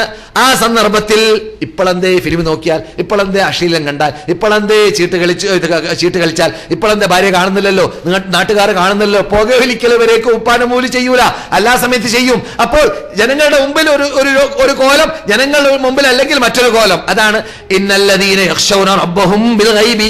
മറഞ്ഞ സന്ദർഭത്തിൽ, ആരും കാണാത്ത സന്ദർഭത്തിൽ അള്ളാഹനെ ഭയപ്പെട്ടുകൊണ്ട്, അള്ളാഹന്റെ വിധിവിലക്കുകളെ ആദരിച്ചുകൊണ്ട്, പരലോകമോക്ഷം ആഗ്രഹിച്ചുകൊണ്ട്, പരലോകത്തിലുള്ള കെട്ടുറപ്പുള്ള വിശ്വാസത്തോടു കൂടി ജീവിക്കുന്നവർ അവരാണ് യഖ്ശൗന റബ്ബഹും ബിൽ ഗൈബി. അള്ളാഹ് പറയുന്നു ലഹും മഗ്ഫിറത്തുൻ വഅജ്റുൻ കബീർ. അവർക്ക് അറ്റമില്ലാത്ത പ്രതിഫലമുണ്ട്, അവർക്ക് പാപമോചനം ലഭിക്കുന്നുണ്ട്. ലഹും മഗ്ഫിറത്തുൻ വഅജ്റുൻ കബീർ. അല്ലാഹു പറയുന്നു വഅസിറൂ ഖൗലകും അവ ഇജ്ഹറൂ ബി. നിങ്ങൾ രഹസ്യമായി ചെയ്യുക, പരസ്യമായി ചെയ്യുക, രഹസ്യമായി പറയുക, പരസ്യമായി പറയുക. ഇതൊന്നും അല്ലാഹുവിന്റെ അടുക്കൽ ചാഞ്ചുള്ള കാര്യമല്ല. അലാ യഅലമു മൻ ഖലഖ വഹുവൽ ലതീഫുൽ ഖബീർ. സൃഷ്ടിച്ച സൃഷ്ടാവിന് സൃഷ്ടികളെ കുറിച്ച് അറിയാതെ വന്നു പോകുമോ? അവൻ സൂക്ഷ്മജ്ഞാനിയല്ലേ, സർവജ്ഞാനിയല്ലേ? വിഷയത്തിൽ ആ വിഷയവുമായിട്ട് ബന്ധപ്പെട്ട് സംസാരിക്കേണ്ടി വന്നതുകൊണ്ട് ആയത്തിന് അർത്ഥം വെച്ചതാണ്, നമ്മുടെ മെയിൻ വിഷയത്തോട് ബന്ധമില്ലെങ്കിലും. لتجدنهم أحرص الناس على حياة ومن الذين أشركوا يود أحدهم لو يعمر 1000 سنة وما هو بمزحزحه من العذاب أن يعمر والله بصير بما يعملون. لتجدن أحرص الناس على حياة لتجدنهم, അവരെ നിങ്ങൾ കണ്ടെത്തും, أحرص الناس على حياة, ജീവിതത്തോട് എന്തെന്നില്ലാത്ത കമ്പം. എങ്ങനെങ്കിലും ജീവിച്ചു കിട്ടണം. മരണം പറയാൻ പറ്റൂല, മരണം ഓർക്കാൻ പറ്റൂല, മരണം സ്മരിക്കാൻ പറ്റൂല. ചില ആൾക്കാരൊക്കെ, ചില നാട്ടുകാരെ പ്രത്യേകിച്ച് ഞാൻ കേൾക്കാറുണ്ട്, മരണം പറഞ്ഞാൽ തന്നെ വേറെ സബ്ജക്റ്റ് ഒന്നുമില്ല നിങ്ങൾക്ക് പറയാൻ, വേറെ സബ്ജക്റ്റ് ഒന്നുമില്ല പറയാൻ എന്ന് പറയുന്നവരുണ്ട്. ചില നാട്ടുകാർ അതേ സ്വഭാവക്കാർ തന്നെയായിട്ട് അറിയപ്പെടുന്നവരാണ്. മരണം പറയാൻ പറ്റൂല അവരുടെ മുമ്പിൽ വെച്ചിട്ട്, വേറെ വല്ലതും പറയാ, എന്ത് വിഷയം പറയാ, മരണം പറയരുത്. സുബ്ഹാനല്ലാഹ്, അത്രയും വെറുപ്പാണ് മരണത്തോട്. അല്ലാഹ് പറയുന്നു, റസൂൽ പറയുന്നു അക്സിറു ദിക്റഹ. എന്താ മൗലവി? ഹാസിമുൽ ലസ്സാത്ത്. എന്താണ് അതിന്റെ അർത്ഥം? രസങ്ങളെ മുറിക്കുന്ന, എല്ലാ രസങ്ങളെ മുറിക്കുന്ന, എല്ലാ ആസ്വാദനങ്ങളെ മുറിക്കുന്ന, അത് മറക്കുന്ന, അതിനെ മറപ്പിക്കുന്ന, ആ പരലോക ആ മരണത്തെ നിങ്ങൾ ഓർത്തുകൊണ്ടേയിരിക്കണം എന്നാണ് ഇസ്ലാം കൽപ്പിക്കുന്ന. അതാണ്. എന്നല്ലാതെ ഒരാള് മരണത്തെ സ്മരിച്ചത് കൊണ്ടോ, അല്ലെങ്കിൽ മയ്യത്ത് പരിപാലനത്തിൽ പങ്കെടുത്തത് കൊണ്ടോ, അല്ലെങ്കിൽ മയ്യത്ത് കുളിപ്പിച്ചത് കൊണ്ടോ, അല്ലെങ്കിൽ ഖബറാളികളുടെ അടുക്കലേക്ക് ചെന്നുകൊണ്ട് അവർക്ക് വേണ്ടി സലാം പറഞ്ഞതുകൊണ്ടോ അയാൾ മാനസിക രോഗിയായി മാറുന്നില്ല. അയാൾക്ക് പരലോകത്തെ ഓർക്കാനത് പ്രേരണ നൽകുന്നു. അതുകൊണ്ടാണ് ഇസ്ലാം പറയാൻ കാരണം, റസൂൽ കൽപ്പിക്കാൻ കാരണം, മദീനത്തേക്ക് എത്തിയ ശേഷം തൗഹീദ് പഠിപ്പിച്ച ശേഷം ആരോട് പ്രാർത്ഥിക്കണം, ആരോട് സഹായം തേടണം, ആരെയാണ് ആരാധിക്കേണ്ടത് എന്നീ കാര്യങ്ങൾ, ആരെയാണ് ആദരിക്കേണ്ടത്, ബഹുമാനിക്കേണ്ടത് എന്നീ കാര്യങ്ങളൊക്കെ മദീനയിൽ പഠിപ്പിച്ച ശേഷം റസൂലുള്ളാഹിയുടെ പ്രഖ്യാപനം ഉണ്ടായി. എന്ത്? കുന്തു നഹൈതുകും അൻ സിയാറത്തിൽ ഖുബൂരി അലാ ഫസൂറുഹാ ഫഇന്നഹാ തുദക്കിറുകുമുൽ ആഖിറ. നിങ്ങളോട് ഖബർ സന്ദർശിക്കാൻ പാടില്ല എന്ന് ഞാൻ പറഞ്ഞിരുന്നു പണ്ട്. റസൂലുള്ളാഹിയുടെ ശൈലിയാണ്. പണ്ട് നിങ്ങളോട് ഖബർ സന്ദർശിക്കാൻ പാടില്ല എന്ന് പറഞ്ഞിരുന്നു. എന്തേ? അന്ന് നിങ്ങൾ ഖബർ എന്ത് ആരാധിക്കേണ്ടത് ആരെ എന്ന് നിങ്ങൾക്കറിയില്ല. കണ്ടതും കേട്ടതും പൂജിക്കുന്ന കാലഘട്ടമായിരുന്നു. ആ കണ്ടതും കേട്ടതും പൂജിക്കുന്ന കാലഘട്ടത്തിൽ ഖബറിന്റെ അടുക്കൽ പോയിട്ട് സലാം പറയാൻ പറഞ്ഞാൽ അത് ആരാധനയാക്കി മാറ്റുമെന്ന് പേടിച്ചിട്ടായിരിക്കാം റസൂലുള്ളാഹി സ്വല്ലല്ലാഹു അലൈഹി വസല്ലം അന്ന് വേണ്ടാന്ന് പറഞ്ഞു. അപ്പോൾ ആ ഹദീസ് നമ്മോട് പഠിപ്പിക്കുന്നുണ്ട്, മുൻ കാലഘട്ടത്തിൽ ഖബർ സിയാറത്ത് എന്തായിരുന്നു? മുസ്ലിം റിപ്പോർട്ട് ചെയ്യുന്ന ഹദീസാണ്. സഹോദരന്മാരെ, സഹോദരികളെ, മുസ്ലിം റിപ്പോർട്ട് ചെയ്ത ഹദീസാണ്. ഖബർ സിയാറത്ത് വിരോധിക്കപ്പെട്ടിരുന്നു. എപ്പോൾ? ഖബറിന്റെ അടുക്കൽ ചെയ്യേണ്ടത് പോലെ ചെയ്യുകയില്ല എന്ന് പേടിയുണ്ടായ കാലഘട്ടത്തിൽ. ഇപ്പോൾ വിരോധിക്കപ്പെടേണ്ട കാലമെന്ന് നമ്മൾ തോന്നുന്നല്ലേ? ഇപ്പോൾ വിരോധിക്കപ്പെടേണ്ട കാലഘട്ടമെന്ന് നമ്മൾ തോന്നുന്നല്ലേ? ഞാൻ നിങ്ങളോട് പണ്ട് ഖബർ സിയാറത്ത് പാടില്ല എന്ന് പറഞ്ഞു. എന്തേ? അന്ന് ഖബർ സിയാറത്ത് ഞാൻ കൽപ്പിച്ചാൽ അവിടെ അനാചാരം ഉണ്ടാകുമെന്നത് പേടിച്ചിട്ടാണ്, അവിടെ ശിർക്ക് ഉണ്ടാവുമെന്ന് ഭയപ്പെട്ടിട്ടാണ്, അവിടെ അള്ളാഹു അല്ലാത്തവർക്ക് നേർച്ച നടക്കും, അവിടെ അള്ളാഹു അല്ലാത്തവരുടെ പ്രാർത്ഥന നടക്കും, ഇത് പേടിച്ചിട്ടാണ്. അതുകൊണ്ട് വേണ്ടാന്ന് വെച്ചു. മദീനയിലേക്ക് വന്നു, ബദർ യുദ്ധം നടന്നു, യുദ്ധങ്ങൾ നടന്നു, തൗഹീദ് പഠിച്ചു, തൗഹീദിന് വേണ്ടി പോരാടാൻ പഠിച്ചു, തൗഹീദിന് വേണ്ടി കരൾ മുറിച്ചു കൊടുക്കാൻ പഠിച്ചു, തൗഹീദിന് വേണ്ടി ജീവിക്കാൻ പഠിച്ചു. മുജ്രിമീങ്ങൾ വെറുത്താലും ശരി ഹക്കായി പുലരണമെന്ന നിർബന്ധ ആ തത്വത്തിലേക്ക് എത്തിക്കഴിഞ്ഞു സഹാബാക്കൾ. ആ കെട്ടുറപ്പുള്ള വിശ്വാസത്തിലേക്ക് എത്തിക്കഴിഞ്ഞപ്പോൾ റസൂലുള്ളാഹിയുടെ കൽപ്പനയാണ്, അലാ അറിയണം മുസ്ലിം ലോകമേ, ഫസൂറുഹ ഇന്ന് മുതൽ നിങ്ങൾ ഖബർ സന്ദർശിച്ചു കൊള്ളുക. എന്തേ? ഫഇന്നഹാ തുദക്കിറുകുമുൽ ആഖിറ. ഖബർ സന്ദർശനം നിങ്ങളെ എന്ത് ചെയ്യും? നമ്മുടെ വിഷയം. ദൂരം പോയിട്ടില്ല ഞാൻ. നമ്മുടെ വിഷയം ഫഇന്നഹാ തുദക്കിറുകുമുൽ ആഖിറ. നിങ്ങൾക്ക് പരലോകത്തെ ഓർക്കാൻ അത് പ്രേരിപ്പിക്കും. അപ്പോൾ നിങ്ങൾ പാപ്പാന്റെ മീസാങ്കല് കാണുമ്പോൾ എന്റെ മീസാങ്കല് എന്റെ കുട്ടി നാളെ കാണൂലേ എന്ന് ഓർക്കാനത് പ്രേരണ നൽകും. മനസ്സിലായില്ലേ? എന്നല്ലാതെ ഇപ്പോൾ അങ്ങനെയാ സംഭവിക്കുക. വാപ്പാന്റെ ഖബറിൽ പോവുന്നില്ല. ഉണ്ടോ? വാപ്പാന്റെ ഖബറിൽ പോക്കുണ്ടോ? ഉമ്മാന്റെ ഖബറിൽ പോക്കുണ്ടോ? അല്ലെങ്കിൽ കുടുംബ മെമ്പർമാരുടെ ഖബറിൽ പോക്കുണ്ടോ? ഇല്ല. എവിടെയെങ്കിലും ഒരു വിസ കിട്ടുമെന്ന് തോന്നിയ ഉടനെ പോയി എവിടേക്ക്? ഒരു ഷെയ്ഖിന്റെ ഖബറിലേക്ക്. എന്തിനാണ്? ആ വിസ പാസ്സായി കിട്ടാൻ, ആ ഖബറിലൂടെ, അല്ലെങ്കിൽ ഖബറിൽ കിടക്കുന്ന ആളിലൂടെ. വിശ്വാസം തകർന്നു. ഇനി വിസ കിട്ടിയാലും വിസ കിട്ടിയില്ലെങ്കിലും വിശ്വസിക്കേണ്ടത് അങ്ങനെയല്ല നാം. വിസ നീ പോയെങ്കിലും പോയില്ലെങ്കിലും അല്ലാഹ് തരാൻ വിചാരിച്ച വിസയാണെങ്കിൽ കിട്ടും, അല്ലെങ്കിൽ കിട്ടൂല. അതും ഖബറാലായിട്ടൊരു ബന്ധമില്ല. മനസ്സിലായില്ലേ? അതും ഖബറാലായിട്ടൊരു ബന്ധവുമില്ല. ഞാൻ ഇന്നടുത്ത് പോയി കിട്ടിയെന്ന് പറയാനുമില്ല. അങ്ങനെ പറയുകയാണെങ്കിൽ അവൻ കാഫറായി, മുശ്രിക്കായി, ദജ്ജാലിന്റെ കൂടെ, ഫിറഔന്റെ കൂടെ, ഹമാന്റെ കൂടെ നരകത്തിലേക്ക് പോകേണ്ടി വരും. അല്ലാഹ് കാത്തുരക്ഷിക്കട്ടെ. മഹാപകടമാണ്. വിശ്വാസം, നന്മ തിന്മ നമ്മുടെ വിശ്വാസമാണ്. വൽ ഖദറു ഖൈരിഹി വശർരിഹി മിനല്ലാഹി തആല. ഈമാൻ കാര്യല്ലേ? എന്താണ്? നന്മയും തിന്മയും അത് മുഴുവനും അള്ളാഹുവിന്റെ ഭാഗത്തിൽ നിന്നിട്ട് മാത്രമാണ്. ഖദർ ഖൈറും ഷർറും അള്ളാഹുവിൽ നിന്നിട്ട് മാത്രമാണ് എന്ന് വിശ്വസിക്കൽ അത് നമ്മുടെ വിശ്വാസപരമായ കാര്യങ്ങളിൽ പെട്ടതാണ്. അപ്പോൾ പരലോകത്തെ സ്മരിപ്പിക്കുന്ന ഒരു കാര്യമാണ് എന്ത്? നിങ്ങൾ ഖബറിനെ സന്ദർശിക്കുക എന്ന് റസൂലുള്ളാഹി പറഞ്ഞിരിക്കവേ അതിന് വേണ്ടിയായിരിക്കുക ഖബർ സന്ദർശനം. അപ്പോഴോ ഉമ്മയുടെയും വാപ്പയുടെ അടുക്കൽ, അവരുടെ ഖബറിലെ അടുക്കൽ ചെന്നാൽ അവർക്ക് പരലോകമോക്ഷം കിട്ടാനുള്ളതായ പ്രാർത്ഥന അവർക്ക് വേണ്ടി പ്രാർത്ഥിക്കുക.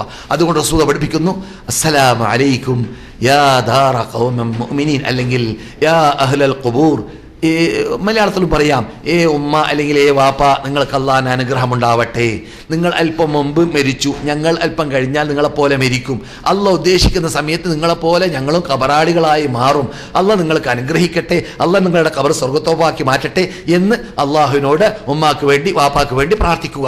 അതോടുകൂടി നമുക്ക് ആ പറയുന്ന വ്യക്തിക്ക് നാളെ എൻ്റെ ഖബറിലേക്ക് എൻ്റെ കുട്ടി വരും എന്നോർക്കാനും ആ മരണത്തിന് വേണ്ടി ഒരുങ്ങാനും ആ മരണത്തിന് വേണ്ടി തയ്യാറാവാനും അത് പ്രേരണ നൽകുന്നു. അതാണ് റസൂൽ പറഞ്ഞത്, ഖബർ സന്ദർശനം തുദക്കിറുക്കുമുൽ ആഖിറ, അത് പരലോകം ഓർക്കാനുള്ളതാണ് നമ്മുടെ വിഷയം. മനസ്സിലായില്ലേ? പക്ഷേ പരലോകം വേണ്ട എന്നും പരലോകം പറയുമ്പോൾ അറുപ്പും വെറുപ്പും ഉണ്ടാകുന്നവരാരാണ്? ഖുർആൻ പറയുന്നു, അവരെ ജൂതന്മാർ, അതുപോലെ തന്നെ സത്യനിഷേധികൾ, ലതജിദന്നഹും അഹ്റസന്നാസി അലാ ഹയാ, എങ്ങനെയെങ്കിലും ജീവിച്ചു കിട്ടണമെന്ന് അലച്ച വെച്ച് ജീവിക്കുന്നവരാണ്. അലച്ച എന്ന് പറയില്ല നിങ്ങള്, അത്യാഗ്രഹം. അലച്ച പഴയ മലയാളമാണ്. അത്യാഗ്രഹം ആർക്ക്? സത്യനിഷേധികൾക്ക്. എങ്ങനെയെങ്കിലും ജീവിച്ചു കിട്ടണം. ഒമിനല്ലദീന അശ്റകൂ, അതേ വിശ്വാസം മുശ്രിക്കീങ്ങളിലുമുണ്ട്. എങ്ങനെയെങ്കിലും ജീവിച്ചു കിട്ടണമെന്ന വിശ്വാസം. യവദ്ദു അഹദുഹും, അവർ എന്നിട്ട് ഒരാൾ ആഗ്രഹിക്കുന്നു, എന്ത്? ലൗ യുഅമ്മറു അൽഫ സന, 1000 കൊല്ലം ഇവിടെ ജീവിച്ചു കിട്ടുകയാണെങ്കിൽ നന്നായിരുന്നു എന്ന് ആഗ്രഹിക്കുന്നു. ഏത്? ഒമാ ഹുവ ബിമുസഹ്സിഹി മിനൽ അദാബി അൻ യുഅമ്മർ, ഇനി 1000 കൊല്ലം ജീവിച്ചാലും മരിക്കേണ്ടി വരും മനുഷ്യന്മാരെ. നരകത്തിൽ നിന്ന് രക്ഷപ്പെടാൻ പറ്റൂല മനുഷ്യന്മാരെ. 1000 കൊല്ലം ജീവിച്ചവനും 100 കൊല്ലം ജീവിച്ചവനും അവൻ ആ പരലോകത്തിൽ വിശ്വസിക്കാത്ത ജീവിച്ച ആളാണെങ്കിൽ, അള്ളാഹനെ ആരാധിക്കേണ്ടതുപോലെ ആരാധിക്കാത്ത മനുഷ്യനാണെങ്കിൽ, അള്ളാഹിനോട് മാത്രം പ്രാർത്ഥിക്കാത്ത മനുഷ്യനാണെങ്കിൽ അവൻ പരലോകത്തിൽ ശിക്ഷിക്കപ്പെടുക തന്നെ ചെയ്യും. ടൈം വ്യത്യാസമേ ഉള്ളൂ. ഇയാൾ 1000, അയാൾ 100, അത്ര വ്യത്യാസമുള്ളൂ. അല്ലാഹു ബസീറും ബിമാ യഅമലൂൻ, നിങ്ങൾ ചെയ്യുന്ന പ്രവർത്തനത്തെ കൃത്യമായിട്ട് റബ്ബ് കണ്ടുകൊണ്ടേ ഇരിക്കുന്നുണ്ട് കൂട്ടരെ. എന്താ ശൈലി? അതൊക്കെ മനസ്സിലാക്കിയിട്ടാണ് ഒരാൾ ഖുർആൻ ഓതുന്നതെങ്കിൽ എന്നോടാണ് റബ്ബ് സംസാരിക്കുന്നത് എന്ന് ചിന്തിക്കണം. സലഫ് സാലിഹ്കൾ പറയും പോലെ ഒരാൾ ഖുർആൻ ഓതുമ്പോൾ അള്ളാഹ് എന്നോട് സംസാരിക്കുകയാണ് എന്ന് ചിന്തിക്കുക. അള്ളാഹ് എന്നോട് സംസാരിക്കുകയാണെന്ന് ചിന്തിക്കുക. അപ്പോൾ അള്ളാഹ് സംസാരിക്കുമ്പോഴോ, അപ്പോൾ യാ അയ്യുഹല്ലദീന ആമനു, സത്യവിശ്വാസികളെ എന്നല്ല പറയുന്നു. ഇത് എന്നോടാണ് പറയുന്നത് എന്ന് ഓർക്കുക. എന്നോടാണ് സംസാരിക്കുന്നതെന്ന് ഓർക്കുക. അള്ളാഹ് സർവ്വ മനുഷ്യന്മാരോടും സർവ്വ മുസ്ലിങ്ങളോടും ആണ് യാ അയ്യുഹല്ലദീന ആമനു എന്നത്. പ്രത്യേകിച്ച് ഓമനപ്പേര് മുസ്ലിങ്ങളെ മാത്രം വിളിക്കുകയാണ്. എന്നിട്ടാ പറയുന്നത് അതിനപ്പുറമുള്ള കാര്യങ്ങൾ കൃത്യമായി നമസ്കരിക്കുക, കൃത്യമായ സക്കാത്ത് കൊടുക്കണം, വ്യഭിചരിക്കരുത്, കള്ളു കുടിക്കരുത്, വഞ്ചിക്കരുത്, കക്കരുത്, എന്നീ കാര്യങ്ങളൊക്കെ പറയുന്നതിന് മുമ്പ് അല്ലാഹു സുബ്ഹാനഹു വ തആല വിളിക്കുന്നത് സത്യവിശ്വാസികളെയാണ്. കാഫിരീങ്ങളോട് ആദ്യം പറയുന്നത് മുസ്ലിങ്ങളാവുക, എന്നിട്ട് നിസ്കരിക്കുക എന്നാണ്. നമ്മോടോ നിങ്ങൾ മുസ്ലിങ്ങളായല്ലോ, ഇനി ചെയ്യേണ്ടത് എന്താണ്? അത് നിസ്കാരം കൃത്യമായി നിസ്കരിക്കുക, പലിശ തിന്നാതിരിക്കുക. അപ്പോൾ ഈ കാര്യങ്ങളൊക്കെ ആ രൂപത്തിലാണ് ഒരാൾ ഗ്രഹിക്കുന്നതെങ്കിൽ പരലോകം ഓർക്കാൻ അത് അവരെ പ്രേരിപ്പിക്കും.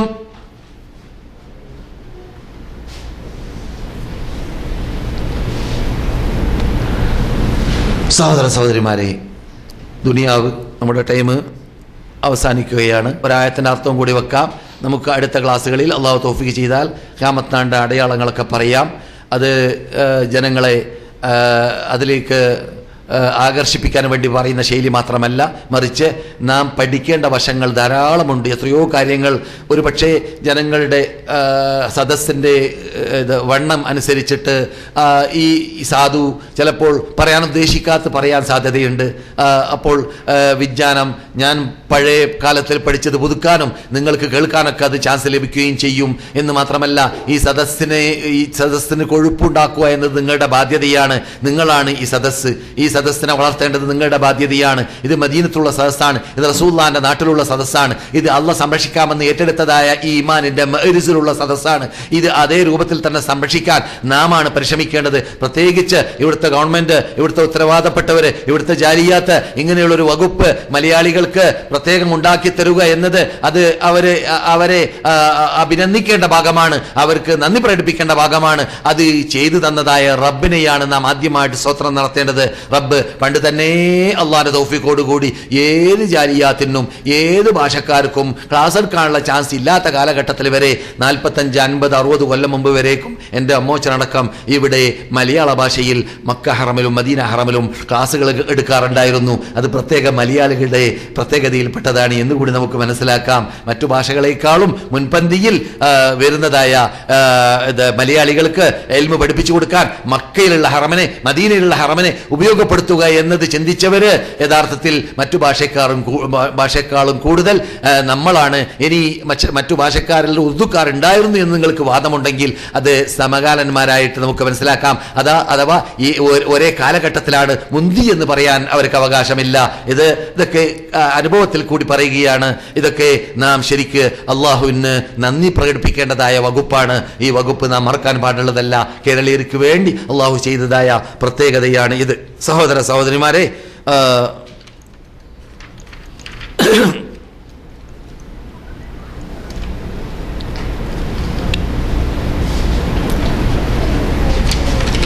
നീണ്ട വിഷയങ്ങളാണ് ഇനി ശേഷിക്കുന്നത്.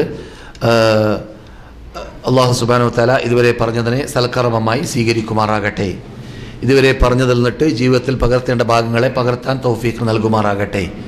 സത്യത്തിന് സത്യം പോലെ പഠിക്കുവാനും പ്രവർത്തിക്കുവാനും സത്യത്തിന് വേണ്ടി പോരാടി പ്രവർത്തിച്ച് യത്നിച്ച് കഷ്ടപ്പെട്ട് പ്രചരിപ്പിച്ച് ജീവിക്കുവാനുമുള്ളതായ തൻ്റെ ഇടവും കഴിവും കൽപ്പും പരലോക വിശ്വാസത്തിലൂടെ വീണ്ടെടുക്കാൻ നമുക്ക് ഏവർക്കും റബ്ബുൽ ഇസ്സത്തി ജല്ല ജലാലു തൗഫീഖ് നൽകുമാറാകട്ടെ. വരാൻ പോകുന്നതായ സീസണിൽ ഹാജിമാരെ സ്വീകരിക്കേണ്ടതുപോലെ സ്വീകരിച്ച് അവർക്ക് ചെയ്യേണ്ടതായ സർവ്വ ഉപദേശങ്ങളും നിർദ്ദേശങ്ങളും നൽകുന്നതോടൊപ്പം അവരിലേക്ക് തൗഹീദ് എത്തിച്ചു കൊടുക്കാൻ ഈ നാട്ടിലിറങ്ങിയ വിശ്വാസം അവർക്ക് ഹജ്ജിലൂടെ ഉംറയിലൂടെ എത്തിച്ചു കൊടുക്കാനുള്ളതായ തൗഫീഖും സ്വർണാവസരവും അള്ളാഹു നമുക്ക് ഏവർക്കും നൽകുമാറാകട്ടെ. അതിലെല്ലാം റബ്ബ് നമുക്ക് ആത്മാർത്ഥത നൽകട്ടെ. നമ്മൾ നിന്നിട്ട് മരണപ്പെട്ടു പോയവർക്ക് അള്ളാഹു പുറത്തു കൊടുക്കട്ടെ. നാം ഇരിക്കുമ്പോൾ നമുക്കും അള്ളാഹു മാഫി ചെയ്തിരുമാറാവട്ടെ. അവരുടെയും നമ്മുടെയും ഖബറുകളെ സ്വർഗ്ഗത്തോപ്പാക്കി മാറ്റുമാറാകട്ടെ. അപ്രകാരം നമ്മോട് പ്രാർത്ഥിക്കാൻ ആവശ്യപ്പെട്ടതായ രോഗികളായി കിടക്കുന്നവർക്ക് വേണ്ടി നാം ആത്മാർത്ഥമായി പ്രാർത്ഥിക്കുക. അവർക്കെല്ലാം അള്ളാഹു സുബ്ഹാനഹു വ തആല പരിപൂർണ ആരോഗ്യം നൽകുമാറാകട്ടെ. എന്നെ സംബന്ധിച്ചിടത്തോളം എൻ്റെ അളാമ മരിച്ചു ഇന്നലെ രാവിലെ. അവർക്ക് അള്ളാഹു പുറത്തു കൊടുക്കട്ടെ. അവരുടെ ഖബറിനെ അള്ളാഹു സ്വർഗ്ഗത്തോപ്പാക്കി മാറ്റട്ടെ. അവരോടൊപ്പം നമ്മെ അള്ളാഹു സ്വർഗ്ഗത്തിൽ ഒരുമിച്ച് കൂട്ടുമാറാകട്ടെ. اللهم صل على محمد وعلى آل محمد كما صليت على إبراهيم وعلى آل إبراهيم إنك حميد مجيد. اللهم بارك على محمد وعلى آل محمد كما باركت على إبراهيم وعلى آل إبراهيم إنك حميد مجيد. وآخر دعوانا أن الحمد لله رب العالمين. السلام عليكم ورحمة الله وبركاته.